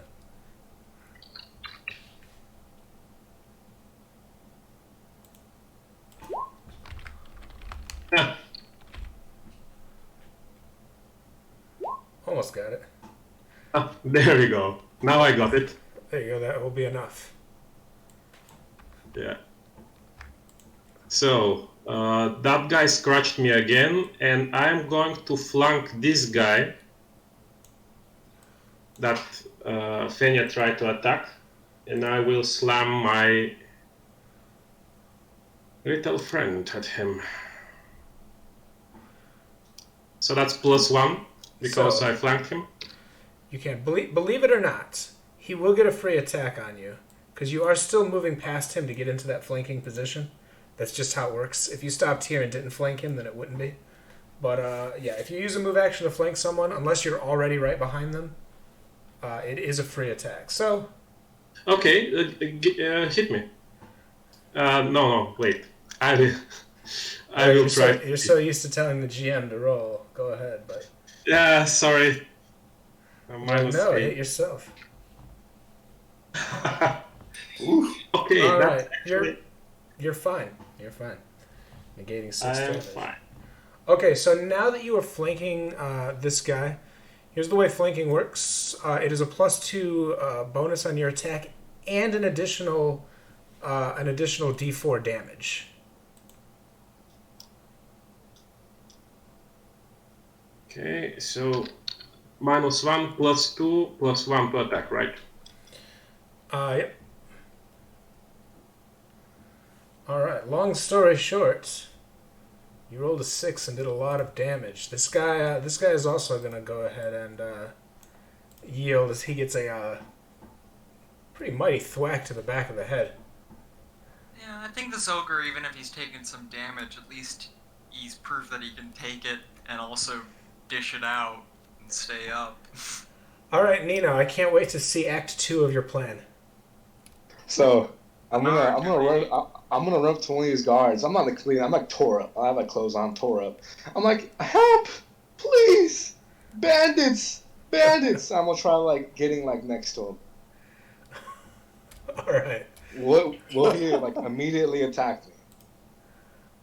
You know what? I do believe that when you're trying to fool someone with this, there is indeed a roll for it. I have to roll discreet. And he has to beat me with vigilant. Okay, so you're gonna roll. How vigilant are these guys? All right, you're gonna roll discreet -1, or he's going to see through what is happening here. All right, yeah, he is just he is stunned and confused. In fact, all of his compatriots are, as this woman comes running out of the woods. So yeah, he won't react immediately to you running up upon him. And if I attack him now, would I get advantage? Would you get what? I'm sorry. Oh, advantage. Advantage? Yeah. You know what? Why not? Plus. Okay, I'm gonna activate a backstab. All right. So the normal advantage is +2 to hit, plus a D4 damage, and then I don't know what backstab does. So this guy's normal defense is -1. So I'll let you calculate all that and roll it. Wait, -1. So how would I add an extra D4? Would I roll that? Would I add that in roll or like a? No, attack? on your character sheet next to your weapon, you'll see. It says backstab allows you to deal 1d4 extra damage, and you may use discreet instead of accurate. I know that, but how do I add it? So at the end, where it says bonuses, advantages for what is it? On roll, you're gonna click 1d4, and I think you're just gonna have to manually roll another d4 because I don't know how to add 2d4. Okay, I'm gonna try. And a -1. I'm still put a -1, I guess. But you're getting +2 because you have advantage, so it's going to be a +1 net. Okay. Wow. I'm assuming that's how I do it. Yeah, so you do D6 damage plus a D4 because you have advantage, and you got an extra D6 for the backstab, right? Yep. All right, 7 damage negated by his armor means he is out of the fight. He's probably, rather than yielding, he's probably just stepping back confused for a minute. I'm going to change back to my form. A woman just came up that he thought was asking for help from bandits and then promptly stabbed him in the stomach. All right. I got you. The remaining guard dutifully lifts his sword and prepares to charge the changeling that has just betrayed his friend. However, Ergasto screams, "Enough!" And that is enough to stop the fight. And the guards all step to the side. Ergasto steps forward and he says, "You're supposed to hit them softly." At that point, actually, Rajor makes a couple of quick stomping steps toward him and takes a deep breath as if he's going to roar at him, and then actually he absolutely changes his voice and says, "You look like a smart man, but let me tell you what. How do you expect me to hit lightly?" And when I'm talking, I'm actually going to activate my recovery. So I'm kind of showing my scratches, and Alright. I'll try to recover my health. All right. Because he actually challenged me to say that ogres are very very quick to go down, or at least some of those. Sure. Okay, so this basically recovers 1d4 toughness for me. All right. Yeah. So I'm not sure how exactly this looks. They say that it's a matter of mind over the body. So this just about Just half of the flex. Yeah. I imagine that it's probably not the wounds magically healing. It's probably just you, being able to take them or mitigate them. All Yeah. right. So Yeah. and So then, at the as you are flexing in front of him, and the rest of you are standing around, and the changeling is changed back. He says, "All right, fine. The lot of you can come along, but no one else." Me and Kavrula are just gonna be sniffing the changeling, trying to understand what happened with this transformation. Yeah, you have to give it to me. That's a pretty good performance, right? What are you? Are you Ah. a woman? I'm both. I mean, I could be whatever I want. Well, I like your female form much nicer. Oh, yeah, I know, me too. Easier to stab people. Yeah, it takes some practice, but I've got it down. But yeah. Otherwise, just heading along with Argasto. All right. Yeah. You guys will get yourself secured on some wagons. Telk is the wagon master of your particular wagon. He does warn you that if your pig eats any of the rations, that the pig will go on the menu. But other than that, he seems fine to have you on board. Well, what if you become the pig's menu? He just gives you a strange look. Says, Kavrula is mighty grumpy. I can't control her matronly ways. He says, "You know what? Don't talk to me. I need to focus. I'm running this wagon." Well, tell me where the mules are. I like the stink.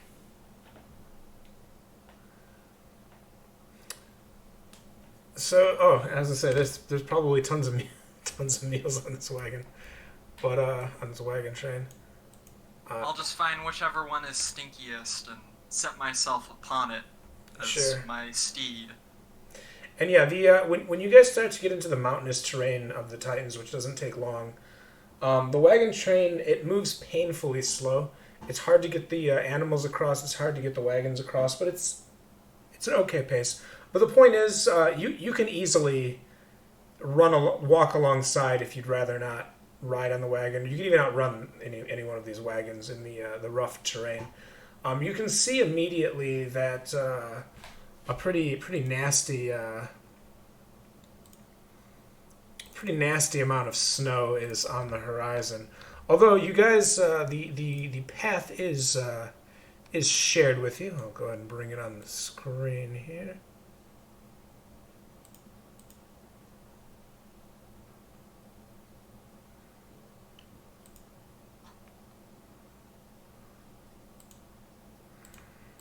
All right. Just make this bigger.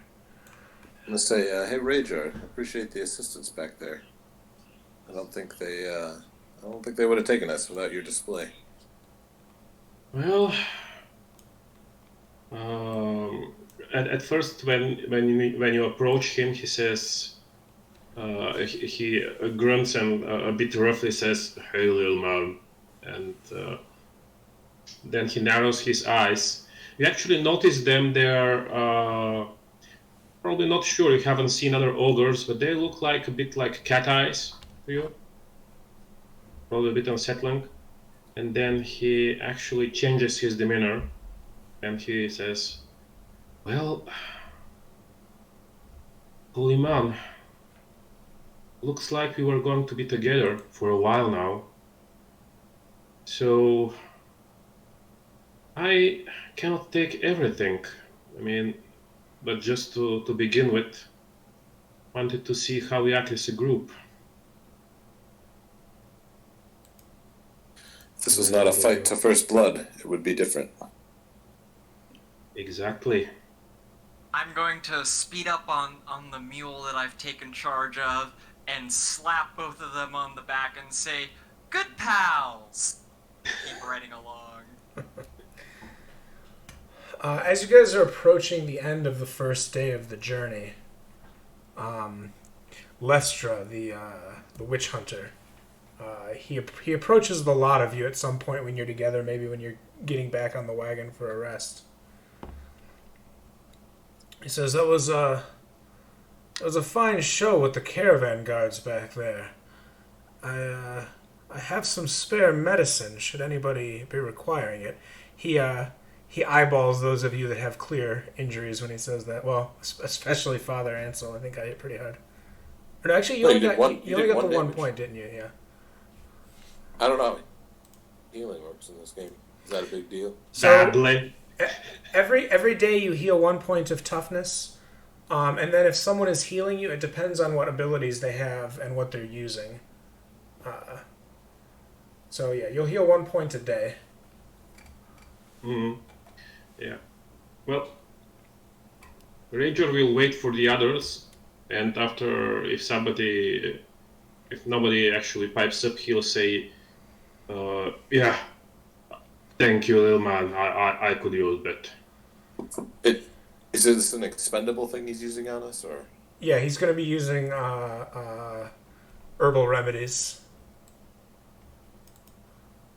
Okay, I'll go without it. Okay. Appreciate your offer, brother. All right. In that case, he goes to work on the ogre. Let's see here. How much does he heal? He is in. Oh, damn, hang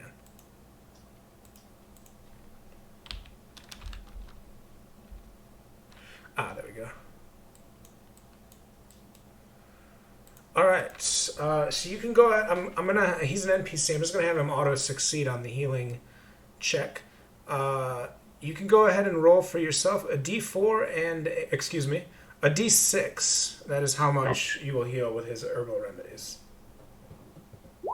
All right. That's all he can do for you today. But it is something. It is something. Yeah. Thank you. All right, before we move on to this next part here, I need a piss break. So Yeah, I was about to say the same.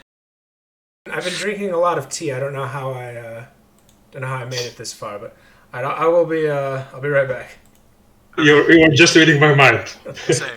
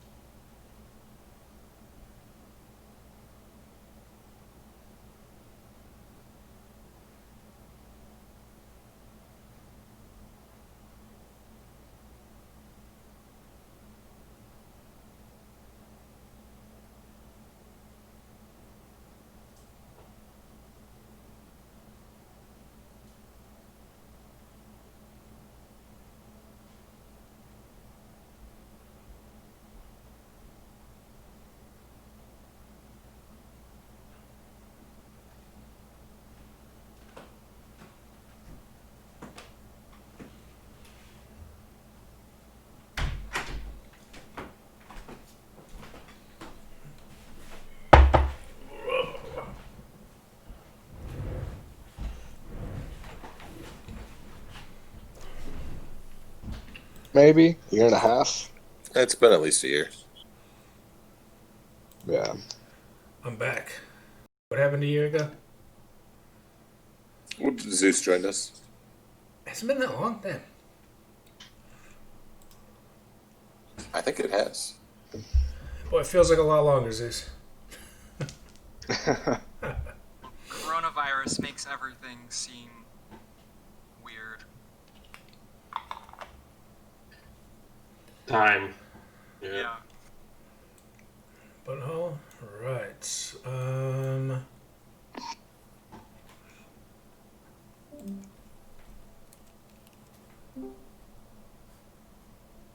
Hold on 1 second.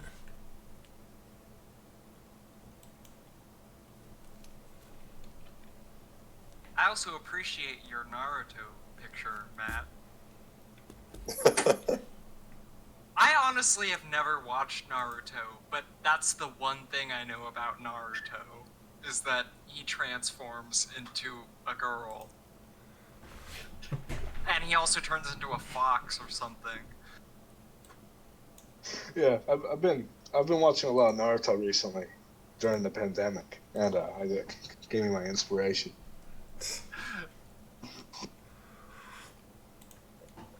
All right.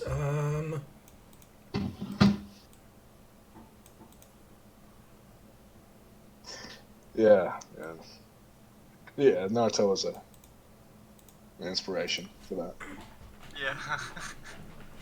Nice move. Didn't expect it at all. All right. Anyways, are we all good to go? Yep. Magnificent. All right. So about the first day of travel is fairly uneventful. The landscape is still forested, so densely so that you can't really see. You really can't see much more than trees and wobbling wagons on the road ahead of you. And then the journey does start to slowly go upwards between some wooded hills, shallow canyons, and the like.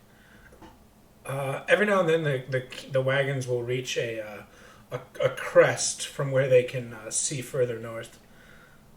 However, the sun is shining from a clear blue sky, as if the sun god Prios has heard the travelers' prayers for good weather. But the day is uneventful. At dusk, it's time to make camp. The caravan forms a corral, and some people go into the woods to gather firewood.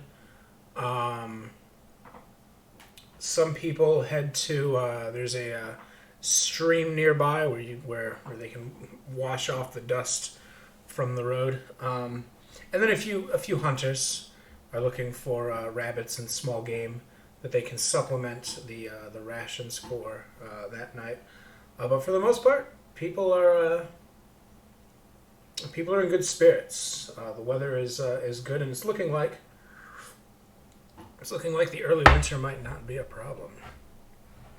When suddenly, you can hear a cry from the woods. You recognize the voice as Bartolom. He is the Ordo Magica wizard who had traveled along with you. He starts screaming, "Thieves! Thieves!" as he is running back into the camp, flailing his hands wildly. I'm just gonna yell, "What did they thieve?"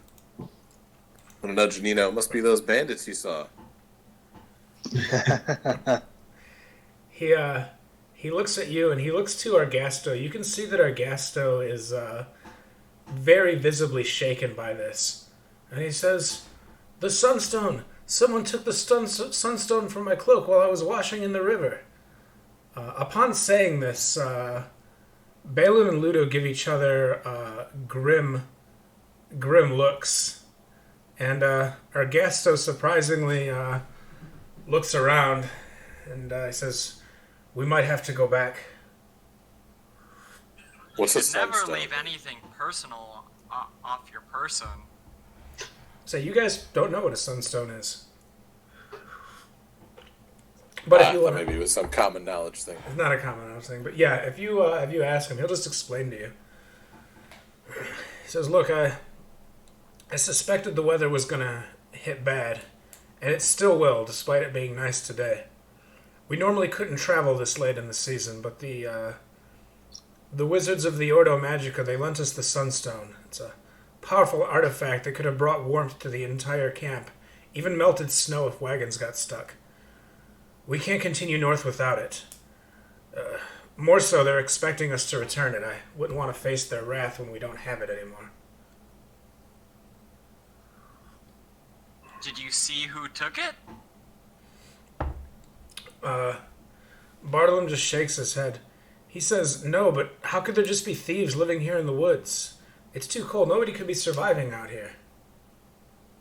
As a goblin, people can be living anywhere and thieving. At this point, the entire caravan has gathered. I want each of you, as the caravan is gathered around, make a. You know what? This would be pretty hard to notice right now. Make a -5 vigilant check.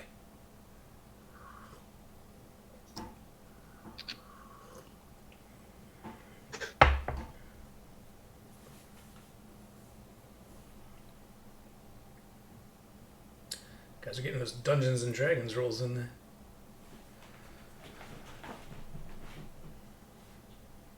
I'm assuming my pig can't try.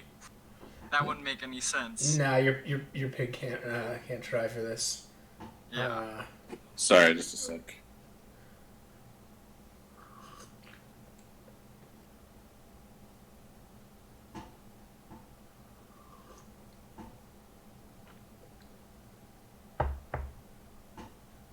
Oh, wow. Nice. Did you make the last vigilant roll too? I did. All right. Just barely. So the Barleton's cries were so loud that even the people that were out looking for firewood and hunting, and to be fair, nobody ventured far from the camp for safety reasons, but everybody has come back. Argasto is looking distraught. Bellin and Ludo look worried. But you notice something. There is a single caravan member who is not there.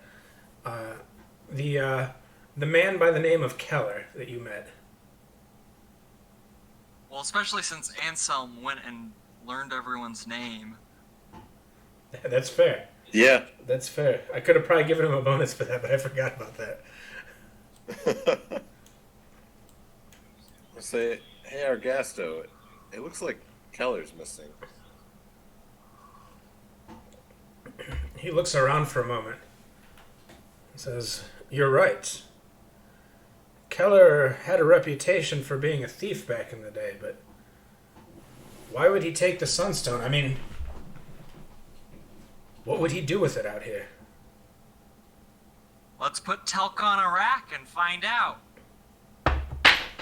Yeah, when you, as soon as you say that, everyone looks at Telk. You can see him slowly backing away from the crowd.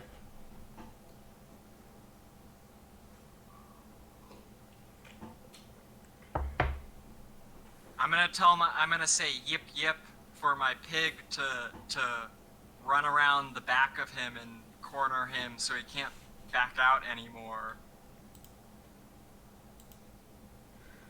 All right, he stops and he says, "Yeah. I mean, I'm friends with Keller. I don't know why he'd want to steal anything from the caravan, though." Not even something like a Sunstone?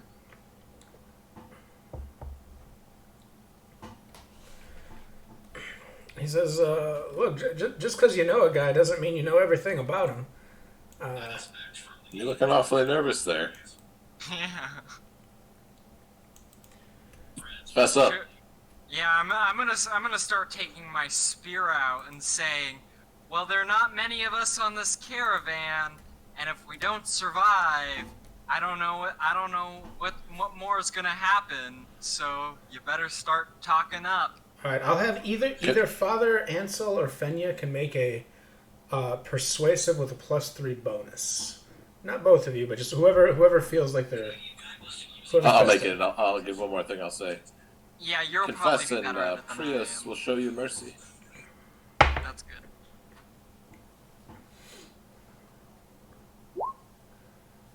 Nice. He says, all right, look, Keller never mentioned anything about stealing from the caravan, but he did tell me there was a hideout nearby here that he knew of. He suggested that if anything ever went wrong in the caravan, we could go there. I didn't really know what he was meaning. I haven't seen the hideout for myself, but I think I could point you in the right direction. But I swear, I don't know anything about a plan to steal the Sunstone. You shouldn't just point us, you should lead us. He says, I don't really know where it is. I just know its direction. Well then, let's mount a party and see if we can find it and recover it. All right. Augusta Yeah, says, I'm worried if there's a hideout nearby, there might be more bandits. Perhaps this is diversion. Perhaps they intend to attack the caravan. So we take a small group and scout it out. Prius will light our way. He says, all right, but hurry back. And if we can't find the Sunstone, we don't have a choice. We won't be able to continue north. We'll have to go back to the south. I'm gonna say, and if we don't find a Sunstone, you'll definitely be the one paying. Oh, you're saying that to Telik? Yeah. Yeah, he looks very nervous.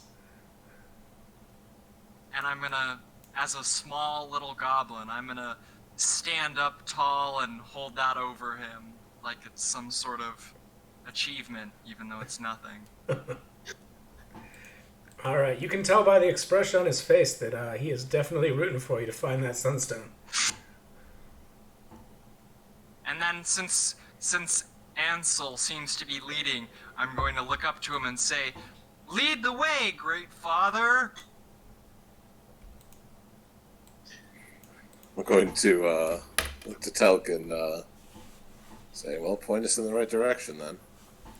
I will say, if any of you had witch sight or other mystical powers that could detect magic or artifacts, you could use that to help guide you, but I don't think anybody here does. That being said, yeah, with the directions he gave you... Oh, sorry, go ahead. I was just going to think that since we had two pathfinders here, Rager is going to, when he listens to all that, he's just going to approach Ludo and what was the other guy? Bellin. Bellin. Yeah, Ludo and Bellin, and just say, so Rager doesn't know this place. Can you help find? You look for Wormstone. Ludo says, look, Good. I know Ergasto thinks that the bandits are using this as some distraction to attack here, but I think there are more bandits. And I think they're trying to lure us to the hideout. Look, I'm sorry. I'm staying here with the rest of the caravan guards.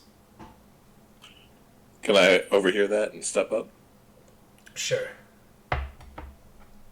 So look, if you can just get us there, you can go back and be to safety. All right. We'll cover your escape. But we He need you is. to find it. He is pretty. He's pretty certain that he does not want to do this without the caravan guards. However, do a persuade with a -2.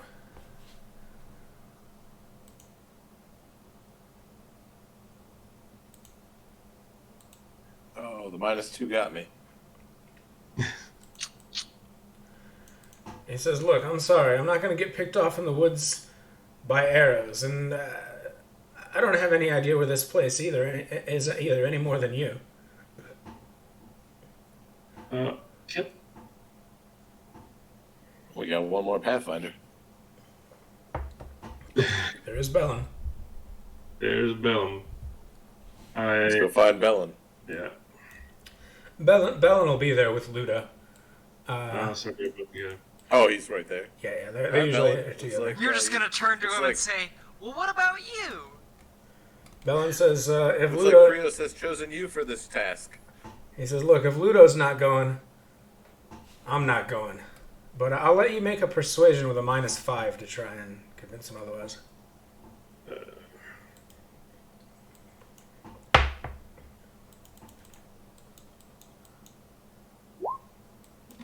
Nice. The holy light of Prios. Exactly. A light just emanates from your being. He says, all right, but I want 10 shillings.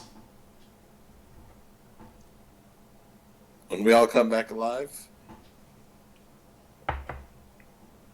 Wait, do I even have this kind of money? How much is 3 Ortegs? 3 coppers. Okay, so I have nothing. Yeah, so... I actually do not remember where money is. Could we convince Argasto to pay for it? If we persuaded him? Since he wants the Sunstone so badly, and he's the one running the caravan. I have 1 thaler and 3 shillings. All right. So- I kind of forget... hang on a second. I kind of want to know this now. How is the money... I hope it's 10, 10, 10. I think it's 10, 10, 10, but where in the book? That would be nice. Not stupid like. I'm kind of curious, where in the book does it discuss money? I don't know. Money. Equipment. Okay, I found money. It is not in the equipment section. No money, no problems. As An Ortec, you can buy a meager meal in a town. Good. all right, so yeah.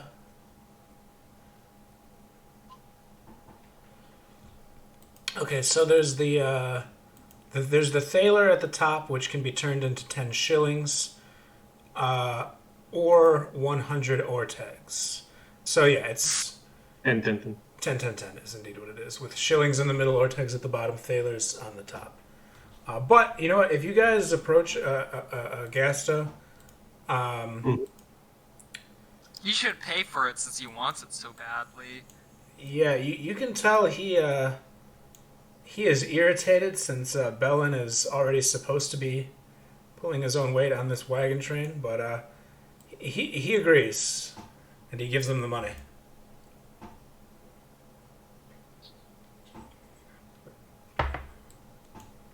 All right. Well, let's go, companions. We kill these bandits and get our way forward to treasure. All right, yeah.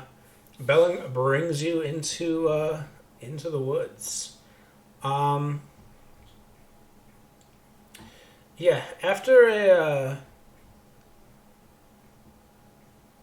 little while, from atop a hill, you can see through some dense foliage. There is a river with the ruin of a windmill next to it. Balin points at the windmill, and he says, well, if that's not the hideout, I don't know what is. do you see?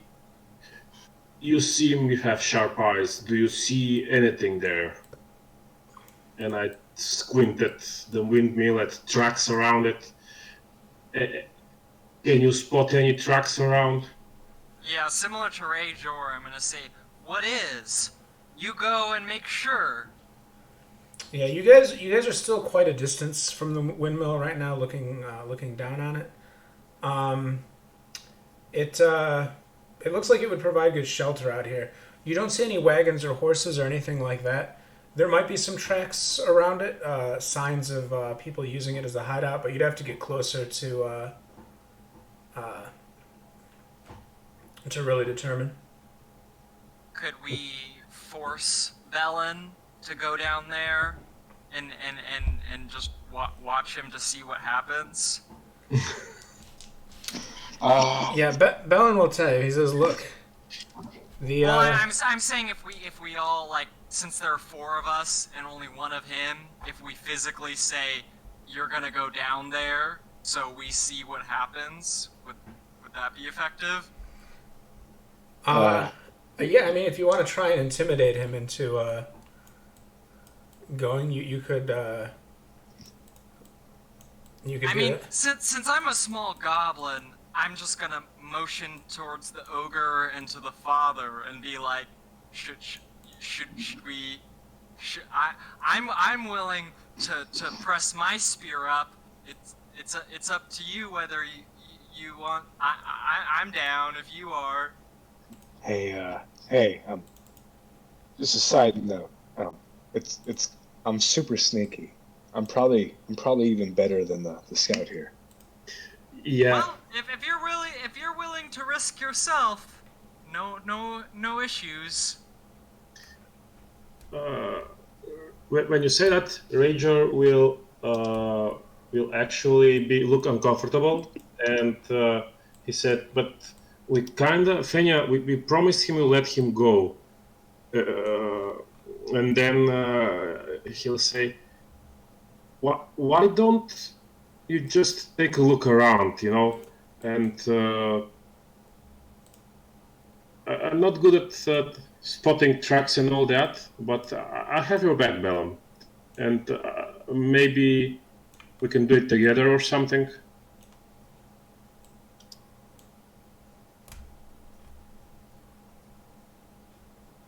While our friend is sneaking around.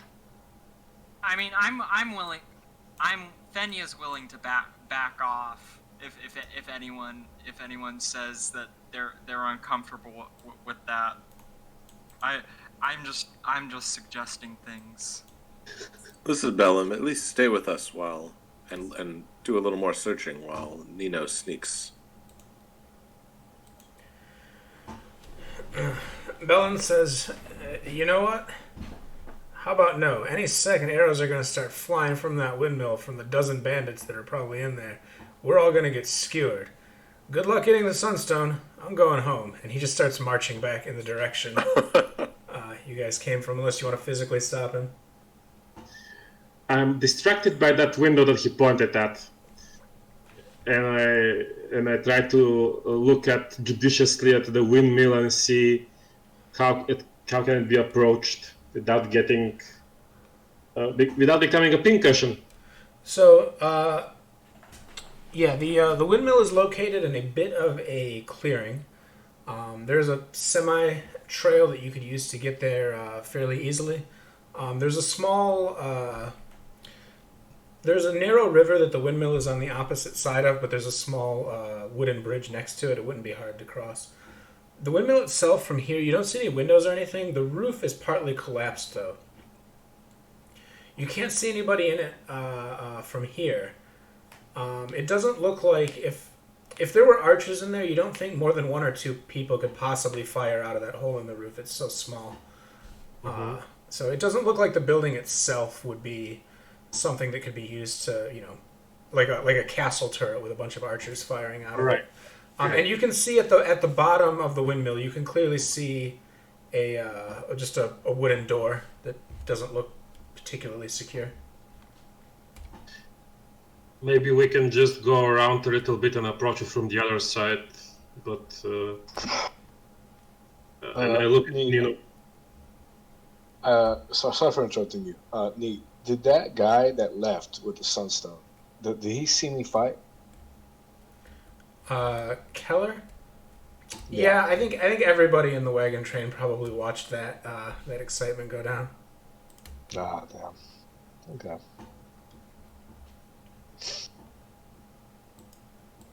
You could turn into a brunette woman. I think that would really fool him. So, yeah, I could. Yeah, guys, I could go down there. See. A brunette's See what different it's than a like. blonde. Or you could even go for a lovely redhead. I have an idea in mind. All right, Zeus, are you sneaking down there? So you said there was a bridge and then a clearing. Yeah, so there's a clearing where the windmill is. There's a river. The little wooden bridge, the windmill on the other side. If you guys wanted to look for another place to ford the river, you could attempt to jump it. It's a little bit of a gap. You could travel north or south within a kilometer or two. There could be another ford. Alternatively, you could just go into the clearing and approach it. It doesn't look like there's any observation points on the windmill. You can't see where someone would be watching you without you seeing them as well, because again, there's no windows. Mm-hmm. Can you give us a blank sheet? I would like to draw a bit. A blank sheet, you say? I can't. Yeah, I mean, just to sketch out a little bit of a map. Hold on 1 second.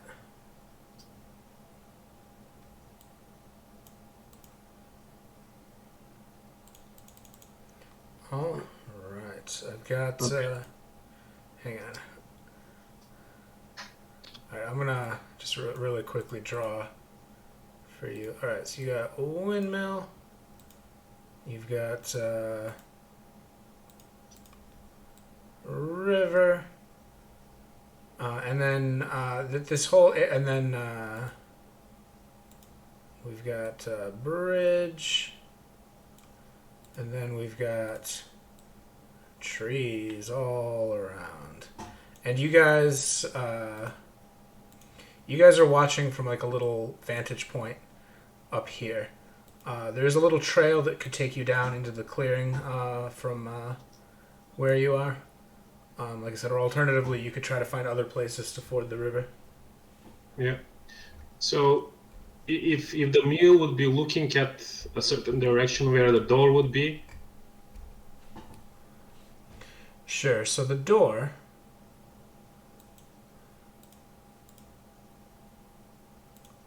All right. So the door is like right there. Mm-hmm. And then Okay. and then the hole in the roof is where this red dot is. Okay. Yeah. So it makes sense now. So could you enter in from across the river, or would you have to crawl up and get in? Or like, is the roof collapsed somewhat in the river, or is it like high up collapsed? It's high up with a little bit of the roof collapsed away. The river itself is wide enough that you wouldn't really be able to get to the tower. I mean, arguably you could leap over the river, but yeah. Well, I don't see my ogre as the leaping kind, but you never know. So, okay, this is not a bad place to hide. You see, there is only one way to approach it that we can see. I have only one other idea, and that is just to go quite a ways around the woods and look for another fort that is much better than this. But it will take time. What time of the day is, by the way? Noon or afternoon? It is late evening. Because late evening. You guys had actually stopped for the day when this happened. That's why people were going out and taking advantage of the remaining light. So yeah, it'll be dark fairly soon. Well, or we can actually wait for the night, but I'm not sure how good we'll be getting back even.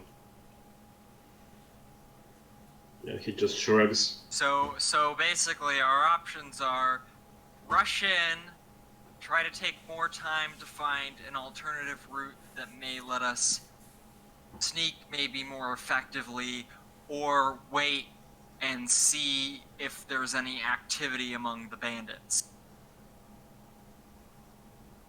Sounds about right.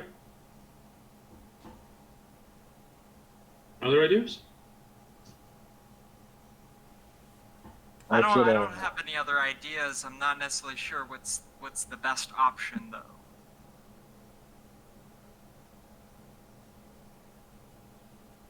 I could just be a hapless girl. I could try that again. But I'm not sure how it would go this time. I'm willing to sneak behind you as best I can as backup in case anything goes wrong and no one else is able to get there in time. Since I'm small and green and there's forests about. Nino, are you able to disguise yourself as an animal? Neat. Am I able to disguise myself as an animal? We could send you and Kavrula in and see if it causes any disruption among the bandits. No. Let me just take a quick look at shapeshift here really quick. Well, if we send in a pig and a cow, and if they think that they think that it's something they can use, and they all come out in extravagance, we can ambush them. But actually, doesn't this guy know your pig? He's been with us for a while now, and see you with Kavrula. It says unless people notice a pig at all. I don't know if people even notice pigs. I notice Kavrula because she's special. It says the form, appearance, voice, and clothes of another creature. It doesn't say specifically like humanoid. So let's see. You could even become a butterfly. And sting like a bee. And find out. It says may adopt a false shape, the form, appearance, voice, and clothes of another creature. Alright, it's confusing because there's a shapeshift trait and then there's a shapeshift spell, and I was reading the wrong. Oh, shapeshifter is the trait, I get it. Alright, of another creature. Yeah, I guess it doesn't say it has to be like a person, it says creature. So, alright, Zeus, if you want to do that, you pass a resolute test and you'll be able to do it successfully. So can I go in as a bird?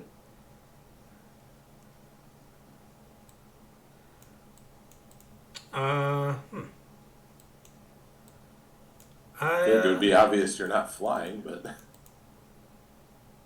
Or like a I guess the question is if you took on like a creature with traits other than yours, like flying or fire breathing, stuff like that, would you be able to then possess those same abilities? But well, it could just be he could be imitating the form of it, but not necessarily have the features of it. Yeah, it's an illusion.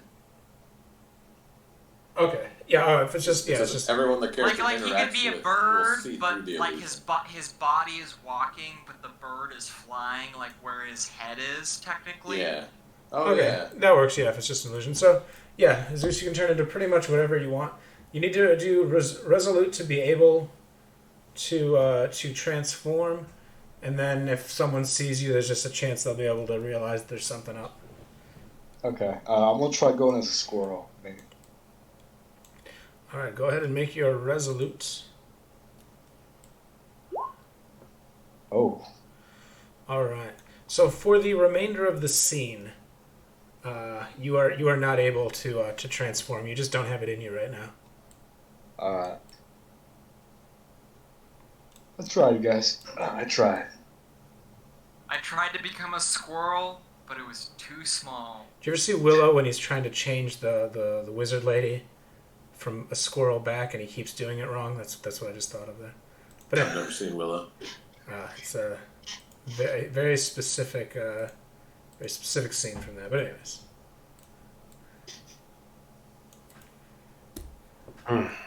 So, what? We charge? Me and the pig and me. I'm gonna look around and say, if no one else objects, Kavrula goes in and I go after, along with the big guy. How far away are we from it?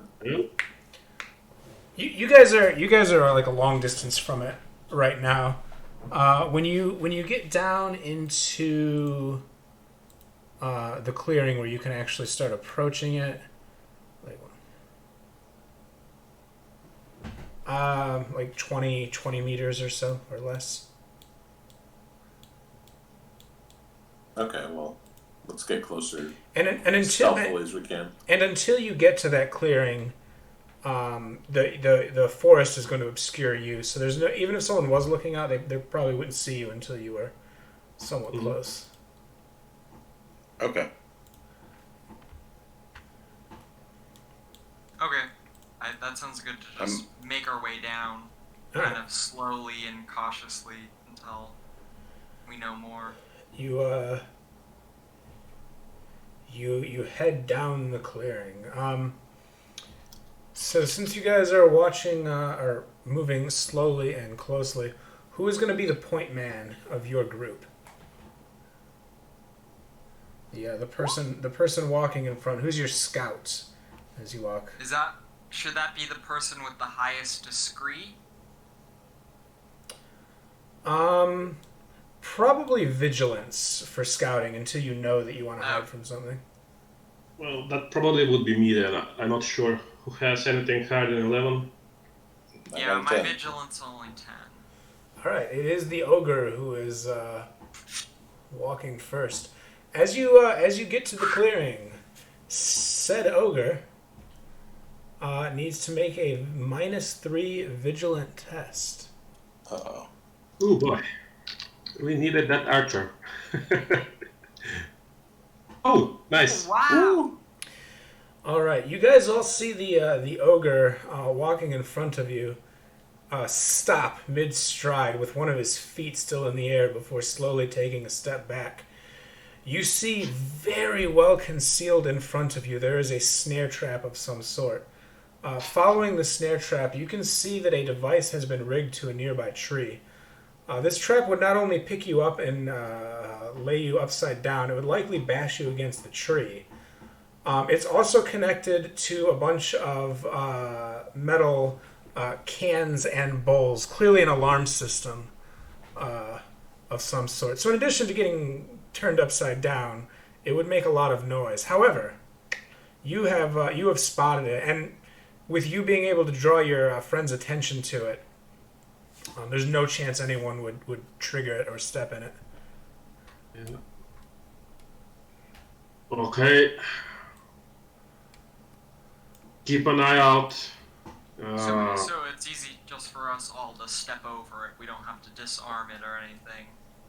Correct. Yeah, you can just evade it. Okay. All right. Good job, Ogre Scott. Now that you've seen that, I'm going to explain to you why I didn't show you this map already, because it would have made it much easier what we were just doing. Okay. Because it's got the goddamn leg hold trap on it, and if I like blacked out that one area, that would be so obvious. I wish. Oh man, my big pet peeve of mine is games that have really cool game master maps but don't give you player versions. I've seen so many games that do that, and it just drives me crazy. But anyways, yeah. So moving past the trap, walking slowly. Yeah, you guys are able to make it across the bridge and all the way up to the tower, completely undisturbed. Now that you're at the base of the tower, you can see that there are signs of there's like a little trough. I don't know if trough is the word. A little thing that you put like horse feed in and stuff like that. And you can see a lot of wear and tear. It does look like horses and people visit this site frequently. As to, has anybody been here recently? There's too much traffic to really say. But yeah, in front of you, it's a very old, slightly warped from moisture and time wooden door. It's not locked at all. You can easily open it if you chose to do so. So we don't know if there's anybody inside yet or not. You don't know. You don't hear anything. Okay, so I look at Nino and ask, would you like to try to sneak in, or if you don't like, don't worry, I'll go in first. I can scout for you. Be careful, yell, and I'll come. I'll make, Well, I'll come and stab. I'll make some noise. I fail. It's not working. I'm sorry. All right. Wait. What did you roll Resolute for? To try to change. Oh, to change. Oh wait, I don't even need to do that right now. Yeah, it's the same scene. So yeah, you can't even do that. I'll tell if you need to make discreet for sneaking, I'll let you know when. But yeah, so does Nino want to do that? Open the door, step inside. What's your discreet, Nino? It's 15. Oh, okay, yeah, yours is higher than mine. Yeah, I'll try sneaking in, Nate. All right, you open the door just enough to slip through, and here's what you can see. I'm gonna reveal some of the map to you. You see this cool little lighthouse, or not lighthouse, windmill. Basically, there's 2 floors that have long since collapsed. Someone has haphazardly rigged 2 wooden ladders that are tied together in the middle by ropes. Doesn't look safe. Goes up all the way to the top here, the top floor where the collapsed roof is. Between the slightly ajar door and the open roof, a fair amount of light is getting in. You don't see or hear anybody, however.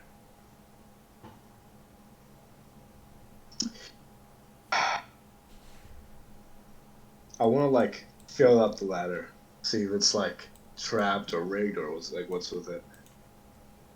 I'll just go ahead and tell you, there's clearly no traps on the ladder. It doesn't look particularly safe, but you're pretty sure it could support the weight of 1 or 2 people climbing up it. I'm just gonna kind of nudge and say, I know I shouldn't say it, but I'm small. Should I go up first? Wait, you're with me? Well, I mean, I'm assuming we're right outside the door since you're kind of opening the door and looking in. I suppose if Zeus wants to go out and report everything that he's seeing up there. Never mind. Yeah, if he doesn't want to report anything, that's fine. I want to try climbing the ladder, Nate. All right, absolutely. All right, as you climb the ladder, it's wobbly but sturdy. Zeus, I'm going to have you make a discreet check, -5. Oh, this is fair. Ooh. All right. 50-50.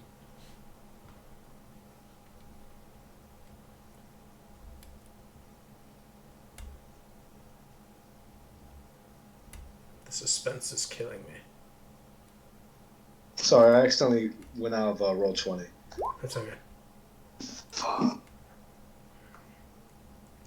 All right, as you are walking up, or as you're climbing up, the ladder kind of at the middle point sort of bends and sways.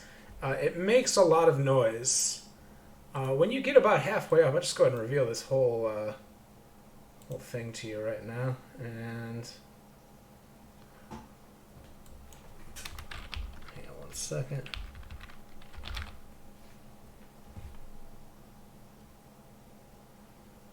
All right. I'll use this to indicate what is up here. All right. So just for because combat's about to begin, we're going to go ahead and drag out some character portraits on this, just to indicate where everyone else is. So Nino's about halfway up, and then... Magnitude 50 Horde? outside... Did you say Magnitude 50 Horde? I did. Wrong game. Alright. Oh. Everyone's standing on this. Anyways, yeah. You see Keller as you get halfway up. He looks kind of terrified that you've managed to creep so close. But he catches you completely off guard. The first thing he does when he reveals himself is swing a crossbow out and fire it down the ladder at Nino. In fact, Nino, you are going to go ahead and roll your defense. No modifier.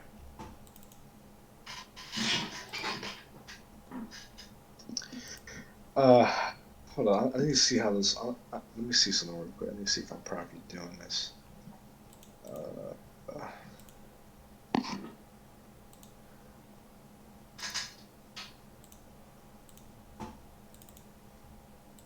All right. Okay. I think that's how I do it.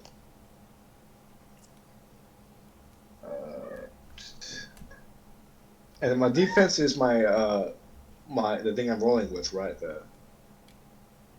Yeah, it'll be like your armor, and then if there's any and for the attribute, you're gonna put quickness unless you use something else. Okay. Yeah. All right. You did something wrong. Clearly, there was an error there, but you rolled a 10, so we'll let that happen. Wait, so I'm gonna take a peek at your character sheet really quick. Your defense is 9. I want to know how you got that. Oh, haha! You gave yourself a plus 15 bonus. well, was that not my what? Okay, so you Oh, I fucked up. Yeah, I definitely fucked up. Okay, so you use discreet for defense? Is that your thing?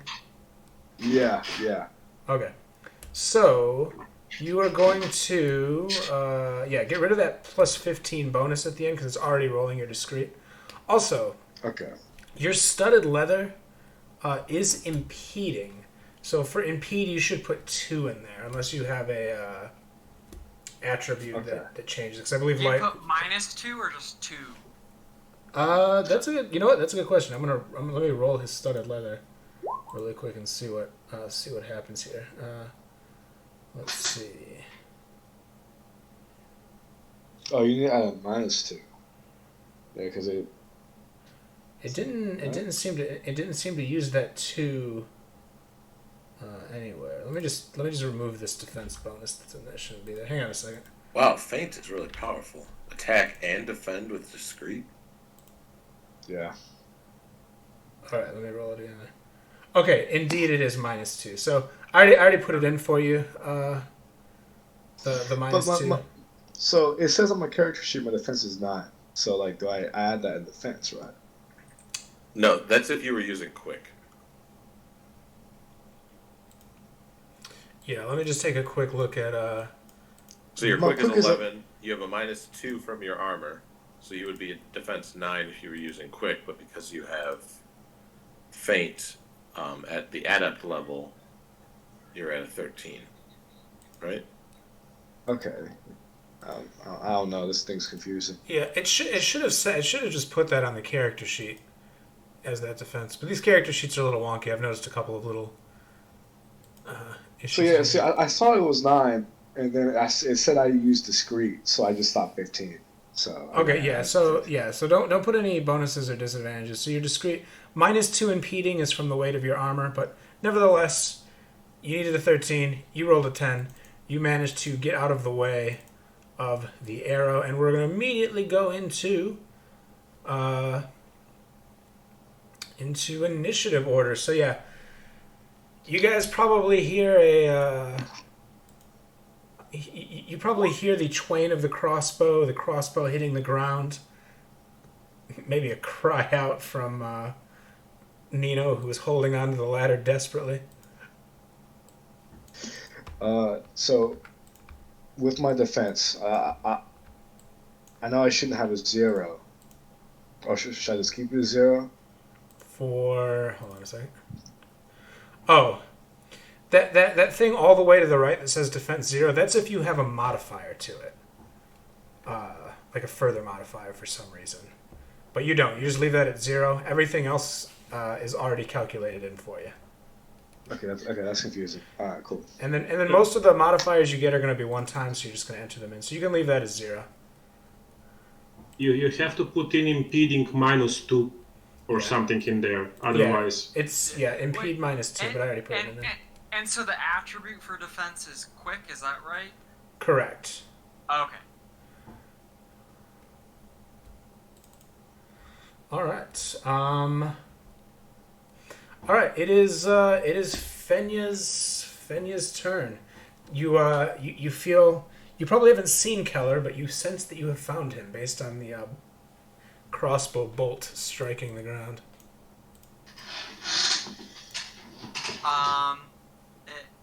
Can I reach the top of the ladder and hit him in this turn, or is that too far? So the problem with reaching the top of the ladder, it would take you 2 move actions to go all the way to the top of the ladder. However, there is someone on the ladder right now in the middle that would be very difficult to get past as of right now.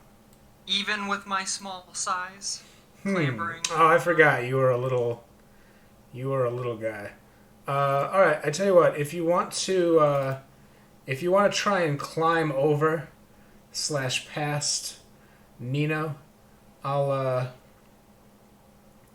go ahead and let you do that with a quick check. And so, but it would still take 2 turns to get above him. Correct. To get all the way to the top. Yep. Even with my spear being considered long.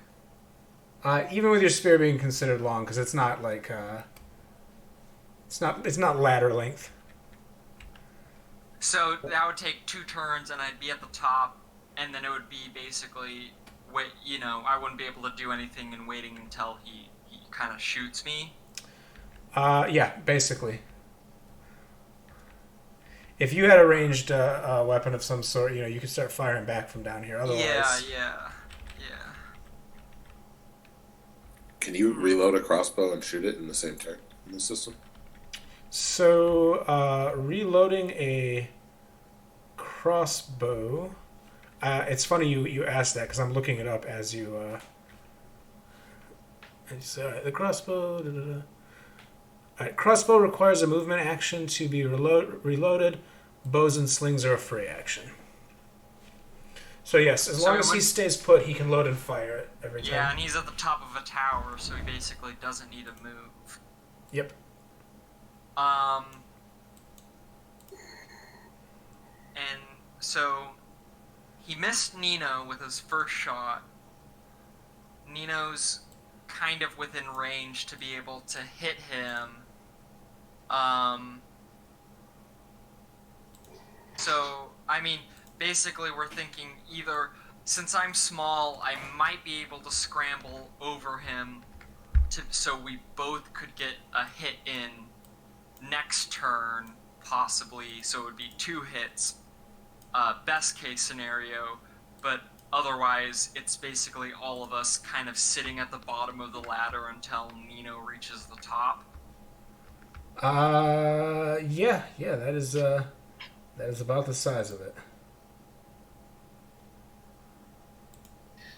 I guess I'll be adventurous and try to scramble up past him and get up to see if I can get an extra hit in with him to help out.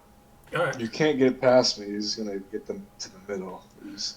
You could get past him if you roll quick. I'll let you get above him if you want. Okay, so I'll roll quick. Yep. So I'll see if I have this all inputted right. What's the modifier? No modifier. Okay. Nice. All right. So yeah, I'll throw you on the ladder. You are just above Nino there. Next, your pig. Unfortunately, your pig can't really climb ladders. So yeah, I wouldn't assume my pig could climb a ladder. Yeah, so we're gonna say the pig is providing moral support, most likely. Can it intimidatingly snort and honk? Right, in a way that suggests surrender now. Sure.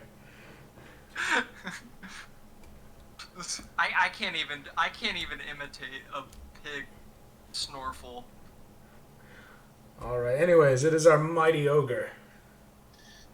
Okay, so up to now, I assume that he's a rather big guy. He didn't see what's going on in there, just heard something happening in there, some commotion. 2 people went in. Okay. Yeah. And he will barge in. And we'll see what he sees. All right. Yeah. He You can see your friends climbing the ladder and a crossbowman firing down from above. And I am actually... I will come up to the bottom of the ladder and steady it, because that ladder, considering I'm robust, I'm kind of huge. Yeah, that's a good idea So, to keep it steady.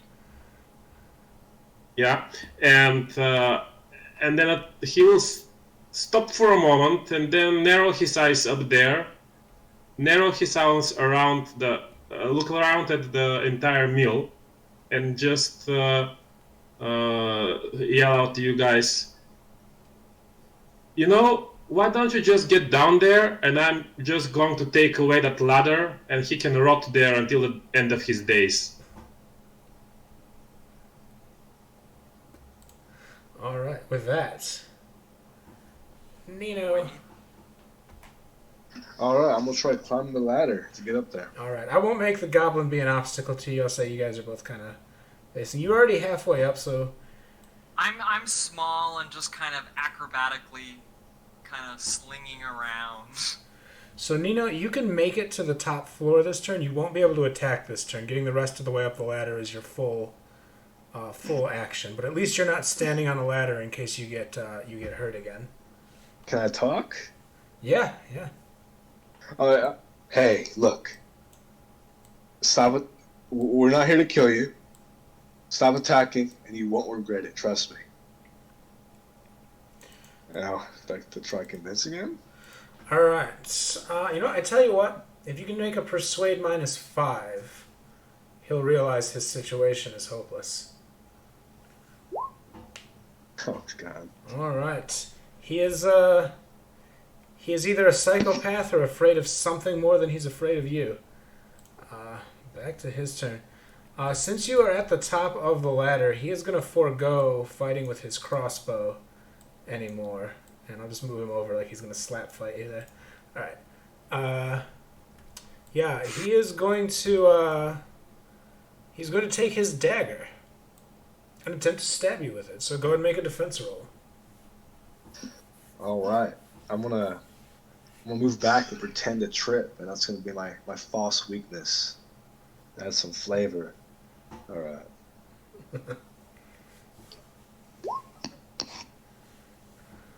Nice. All right, he cannot get at you. That makes it Father Ansel's turn. I'm gonna move in, see what's going on. Look up and see him attacking.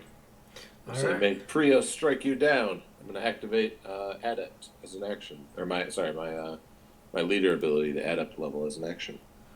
All right. I forget what that does. Just automatically, all allies who attack that guy are gonna do an extra 1d4 damage with each hit That's pretty awesome. for the remainder of the scene. All right. Fenya, same thing. If you want to get to the top, it is your full round to get there. Okay, I'll get to the top. Well, since I have a long weapon, does it count if he comes to attack me? Does that mean I get a free attack against him? You know what? I'm gonna say in the tight quarters of the lighthouse, or I keep calling it that, the windmill. I'm gonna say that's negated. You guys are already in pretty close proximity to each other. Okay. All right, the ogre. Your friends are on the top floor. They're no longer standing on the ladder. Well, I don't think I can get up there. Does it look like it? You said that this is a very rickety ladder? Yeah, you think maybe if you were by yourself, you could climb up it. Okay, so one turn is one movement action and one action. And if I try to scramble up quickly, can I can use my combat action as another movement? Yeah, so normally it's just your whole turn to get up one length of ladder. If you want to try and scramble and rush your way up there, I'll let you do that with a quick check.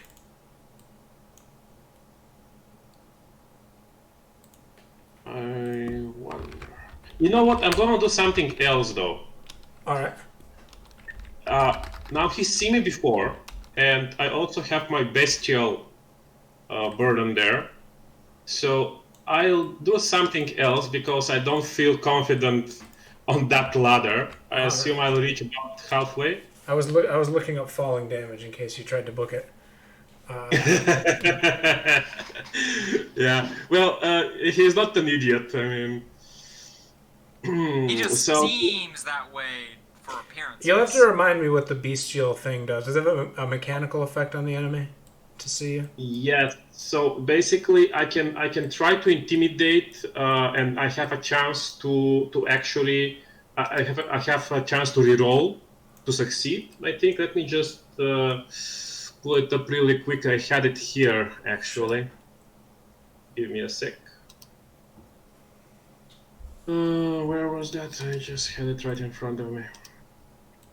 All right, here we go. So, I have these Jakar eyes, which are repulsive, and it's considered like, especially for people who know the difference. So, the bestial exterior grants a second chance to pass all persuasive tests meant to threaten or intimidate. As soon as they can, those subjected to the character's intimidation, whether or not it is successful, will report him or her to the town watch. Okay. Well, that's not... It doesn't matter about town watch, this guy's a criminal. Yeah. So I'll just deliberately climb up there and roar at him and say, "Purely human, give up! All right. Or I'll eat you alive." So it'll be the same thing, -5 persuade, but of course you'll get to roll it again if you fail because of your bestial eyes. Well, it's a hard roll, so let's just give it a go. You never know. You never know. Oh, that's nice. Well, I tried. All right. There were bad -5 is hard. All right, Nino. It's on you. I'm gonna be like, stop attacking me, please. I'm gonna try to stab you. All right. His defense is let's see here. Hold on one second. He says defense +2. Oh, because he's his armor. All right, +2 to attack him. Oh, +2. Look at that. Yeah, he has a quick would be a 0 modifier, but he's wearing impeding armor, so you actually get a +2 against him. I think I fucked you guys on those guards a little bit because they were wearing armor that I didn't think about. Oh. But anyways.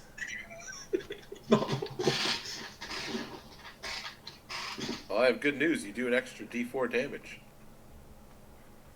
Oh yeah. Oh, me? Because Yeah. because fuck. Yeah. Matt's leadership So you get- thing. So you get to roll another d4. So yeah, add a Should d4. I just re-roll that or something? No, just add a d4 to No, it. yeah, just roll d4. So 3 damage. All right, 3 damage. His armor will absorb 2 of it. All right, you have nicked him. Yeah, he screams back at you. He says, "My friends will be here soon. You'd better run away before they find you." And he attempts to stab Nino again. So Nino, go ahead and make another defense roll with no modifiers. Okay.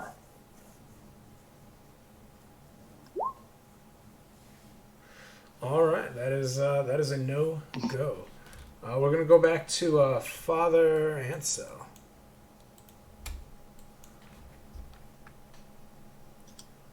Lead us with your prayers.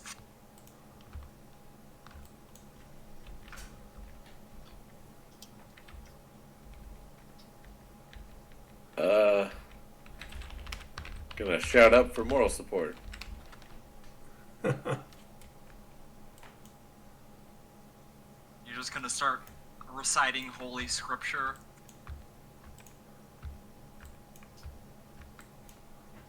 All right, fair enough. That's gonna bring us to Cole, who is at the top of the ladder, spear in hand. I'm just gonna try to stab him in his neck. Okay, so roll my spear. What's the modifier? Not or +2? Is Plus that two. What it was? Plus 2 is your modifier to hit him.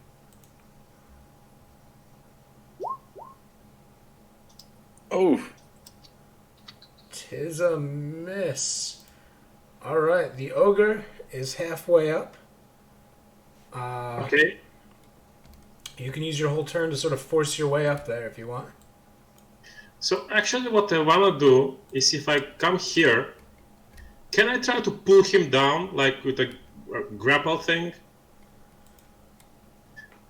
Because I'm thinking I have this huge weapon, I probably couldn't take it up the ladder and climb up.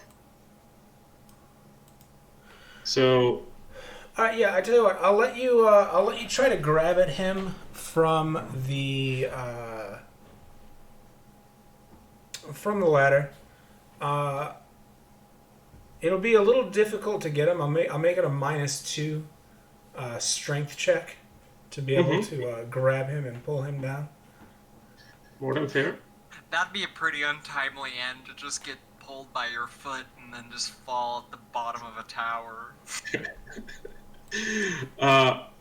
So do it. Well, let's see what happens.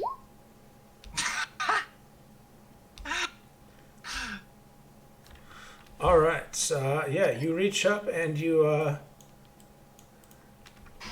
grab onto him. Don't know how the grappling rules would work here, but what I'll do is It's strong, actually, and there is. I was just trying to check it, and I totally failed myself. There are some for wrestling, by the way. It's in the Advanced Player's Guide.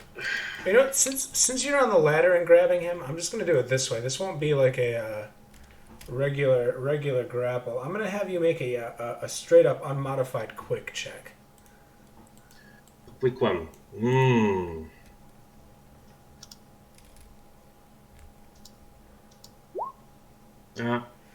All right. You managed to grab a hold of Keller, dragging him to the ladder. This adds the weight of Keller and you to the ladder. The ladder snaps. You all watch as the ogre and Keller come flying towards the bottom. That said, let's see.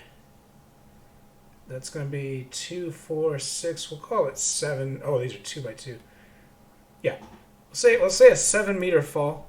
This game's pretty gentle in fall damage because 7 meters in real life would be bad. All right, so first, Drop and roll. our mighty ogre is going to make a quick check to land better. This will subtract 3 meters from the effective fall distance. No modifier? Straight one? Straight up, yeah. Why? All right. Oh, good roll. It was meant to be. All right, you're gonna take 7 damage from the fall. However, your armor oh my god. protects you as normal. How does that work? Yeah, it's where the armor would protect you, but it says armor protects as normal. Browse protects. Alright, so he is going to take a bunch of damage as well. You and he are both going to be prone on the ground as you land. Next, Nino. Can I keep grabbing him, by the way? Can Or what? will be too much? What was the question? I'm sorry. Can I keep grabbing him when we fell down? Yeah, I'll just say you guys are still kind of wrestling on the ground. You're both probably stunned a little bit. You're in a piled mass on top of each other. Right. Anyways, Nino. Okay, I'm sorry. I'm back. Gotta do something real quick. Alright, he fell off. And why did my thing close? What the? And the ladder is It's gone. gone. now. Oh, really? That's great. That's great. Whose idea was that, man? What a. Okay. Is there like, does landing on someone negate fall damage? It doesn't really, but I could let you split some of it with him if you wanted to try to death from above this guy. Could I ask my sow to come in to try to break someone's fall? On your sow's initiative, you can. Yeah, I'm gonna land on one of them. It does. Nah, I can't do that. You could land on the guy we're trying to kill. I'm just gonna go out the window and just climb down. Oh, up the little thing up here.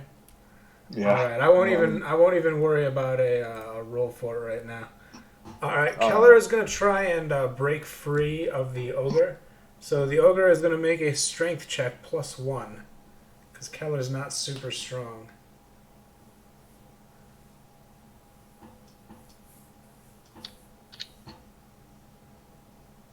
Nice. Ooh, yeah. Critical. Critical success. I know how critical successes work in combat, but for other things, you know what I'll do? I'll say going into Father Ansel's turn, Keller is in such a strong grip that if Father Ansel tries to club him right now, you will have advantage against him. Smash his head in. Which is So +2 to the attack and +1d4 damage. So against this guy, that's a total of +4. Yeah, just smash his head in and make him explode. Can I say something, by the way? Sure. Rajor will just groan towards Father Ansem and say, "Father, we need him alive." Okay. is there non-lethal damage in this? Rajor is smart. If you wanted to join in the grapple to subdue him, yes, but there's no non-lethal damage option with your Warhammer. I mean, we haven't even touched him yet, right? Well, they did Nino did a little bit of glancing damage against him, I think.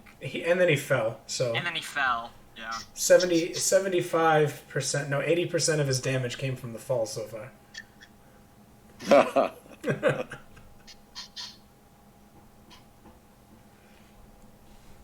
I'll come and try to subdue him.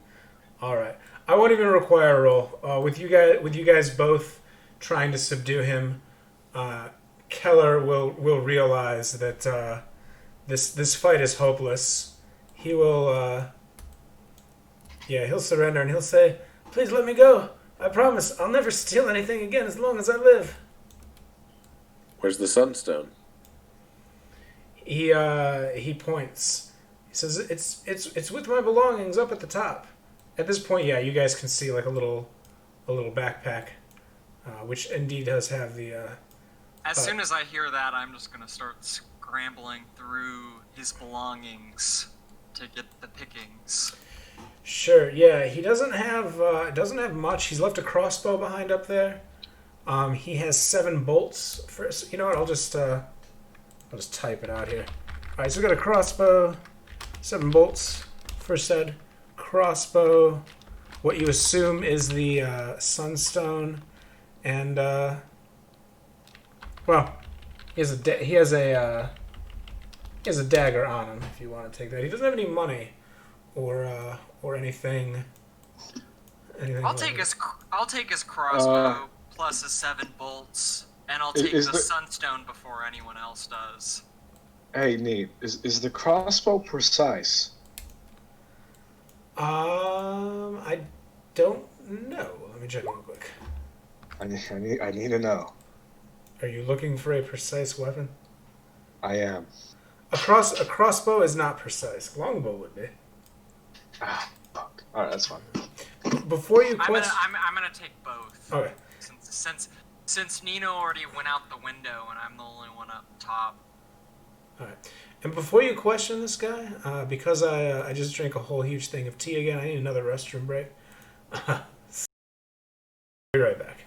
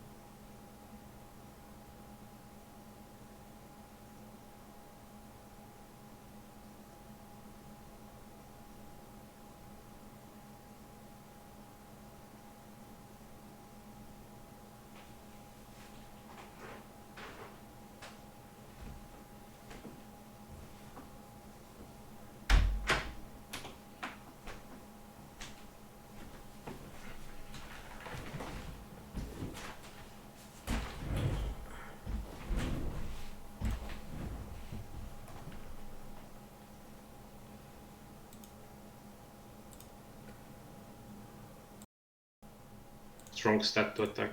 Alright, I have returned. Yeah, she's a good strong. Alright, anyways, where were we? You just captured this guy. We have a prisoner, and we can eat. We can talk. I'll eat with you. And so will Kavrula. She'll eat anything. Even her own kind. He says, listen. You've got the Sunstone. Let me go, or my boss, the undead Melrigan, he'll find you. He'll chop you to little pieces. You know, not even death could beat him. You're no match for him. He's the master of death. Why won't he chop us to little pieces, even if we leave you alive? Isn't the Sunstone most important to us? If he's really undead, you're just a living being. What are you to him? He says, no, listen.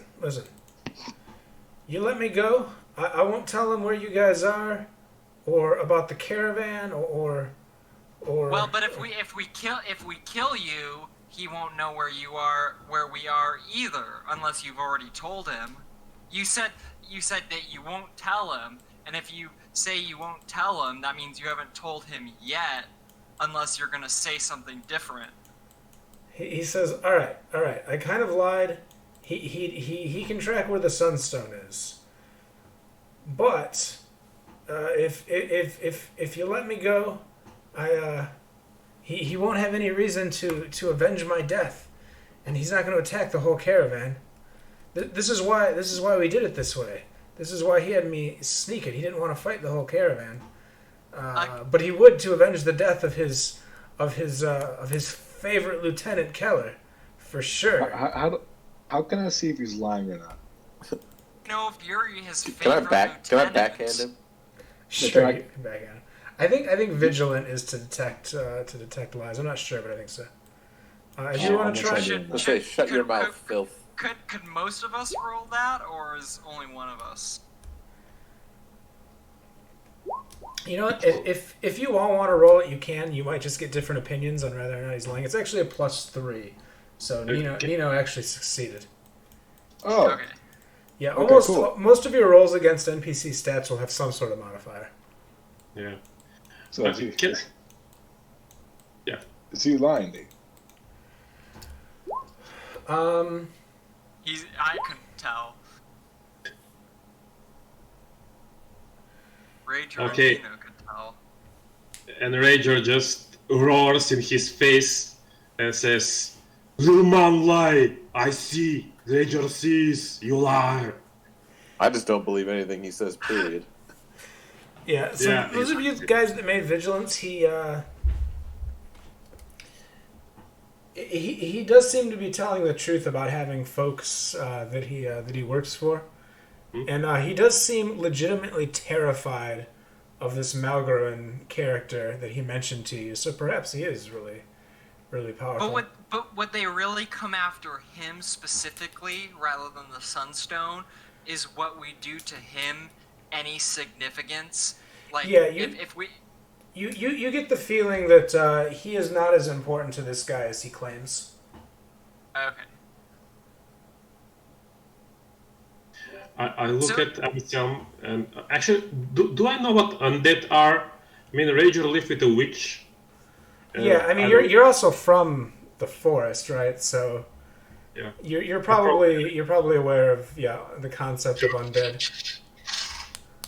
Yeah. I look at the Father Anselm and say, well, there is definitely something scaring him. And I look around and at the shadows and at everything. Maybe we should just kill this little one and quickly get back to the others. I don't like staying alone in the woods with undead around. I agree. We cannot suffer this man, this servant of the undead, to live. Prios demands his death. He says, "Wait, no, I'm an asset to the caravan. I'm can just still going to have a-" raise my warhammer and smash his face. All right, he has been obliterated. There is nothing that will undo that.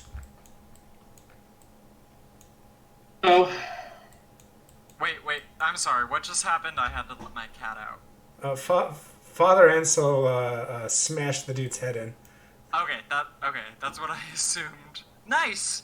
I'm If just you- from the top of the ladder, I'm gonna throw some thumbs up down at Father Anselm. I was going to say, since you were away, if you wanted to try to stop me. No, I'm throwing. You could just see me grinning from the top, throwing thumbs up. He is on board with the plan. All right. If nobody else did, I would jump from the top and try to smash his head in with my spear in an aerial dive. that's from above. Steve, can we rig the ladders back up?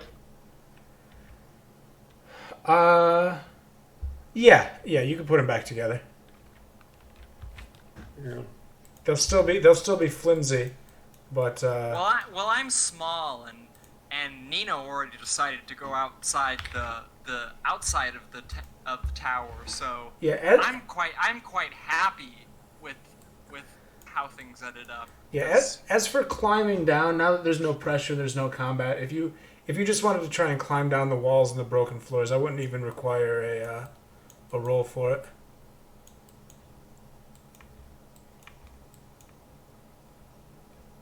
But yeah, I'm coming down at least. Yeah. Is there something I can do to prevent him from being raised? I don't. There might be a ritual for something like that, but Could we burn his corpse so there's nothing left? I mean, Yeah, sure. I like that. We could burn the entire windmill down. That'd be quite a fitting memorial to our first I agree. foray. I'm down to burn.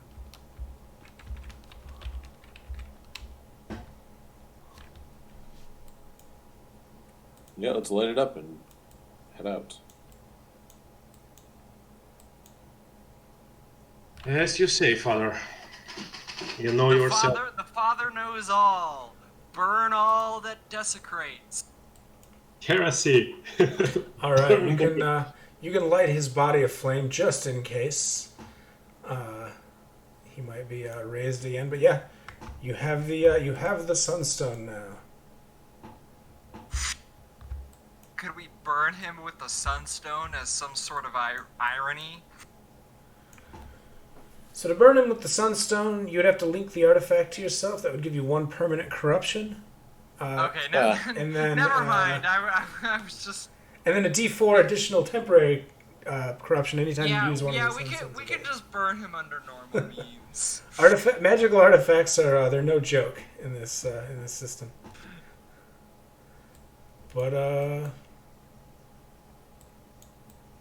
all right, yeah. So his body is significantly burnt, ensuring that it will not be raised again. And yeah, you guys make it to the camp.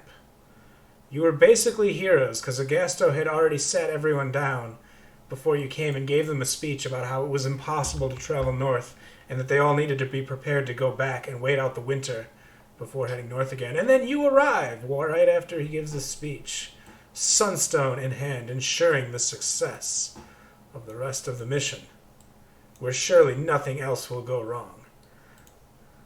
I'm gonna be honest and pat everyone on the back and say, I didn't really do anything, but you guys were all useful. We're heroes together. Thanks a lot.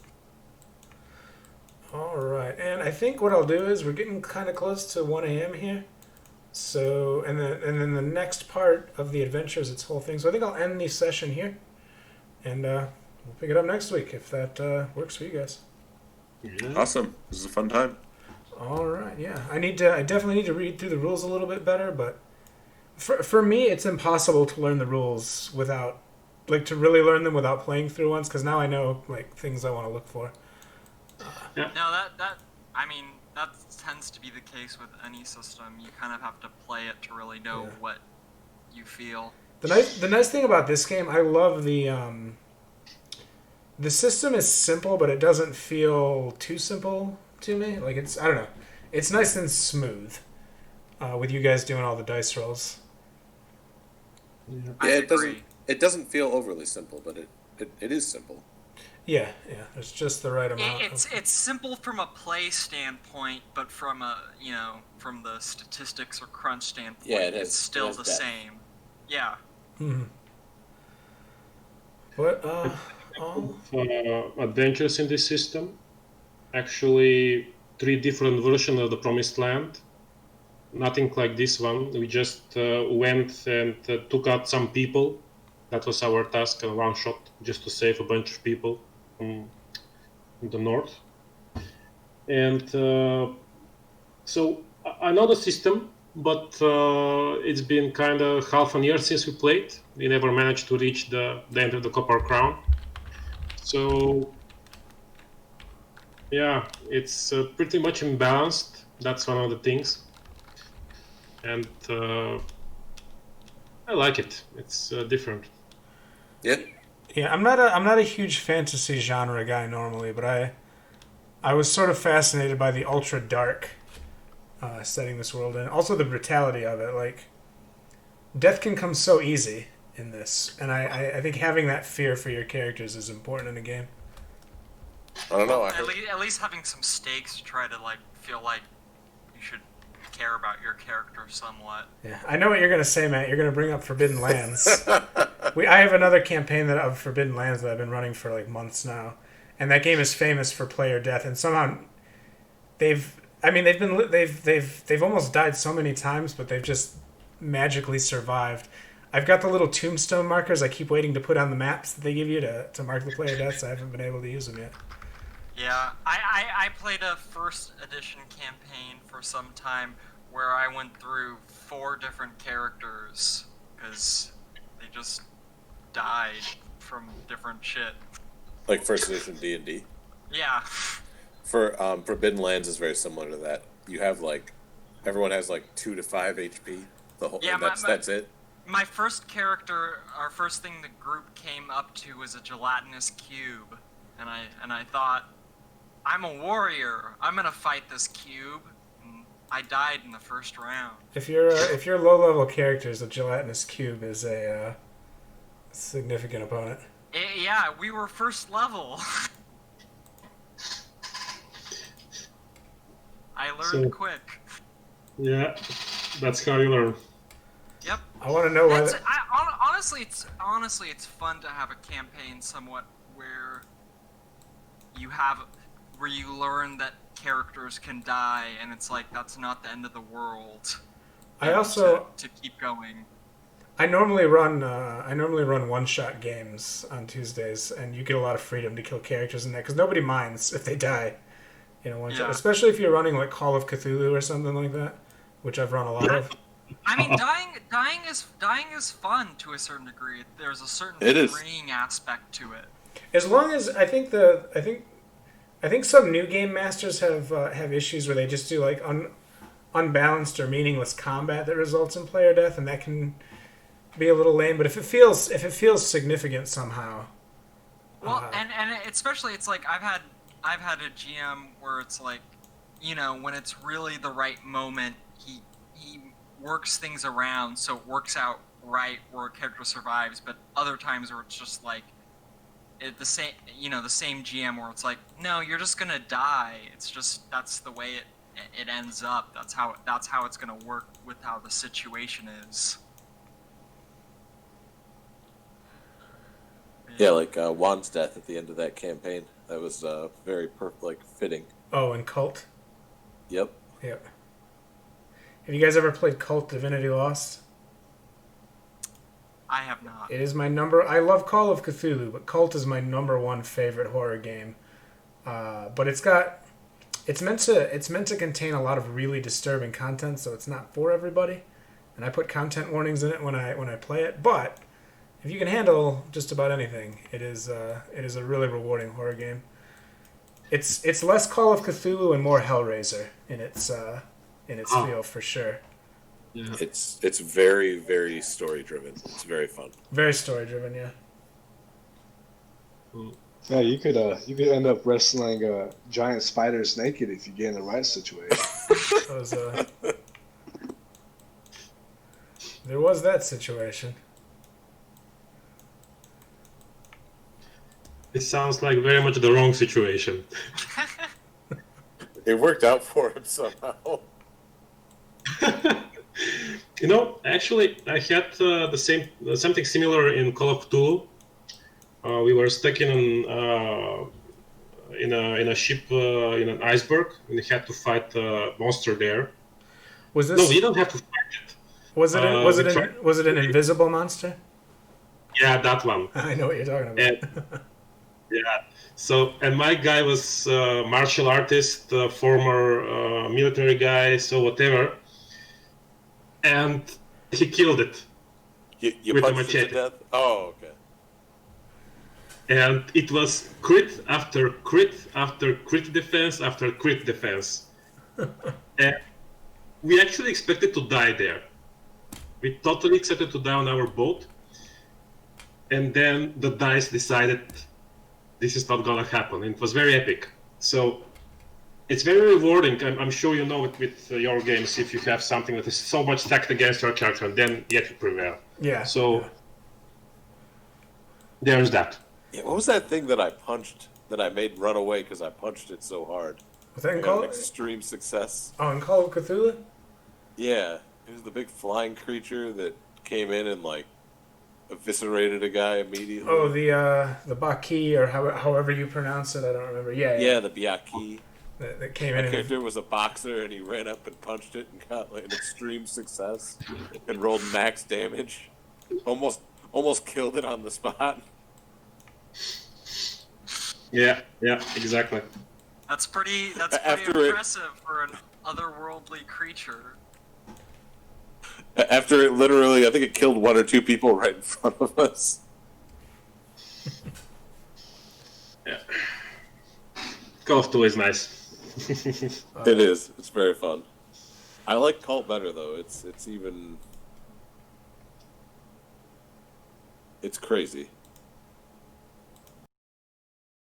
That one, just the other one was Warhammer 40k. That they went grim dark.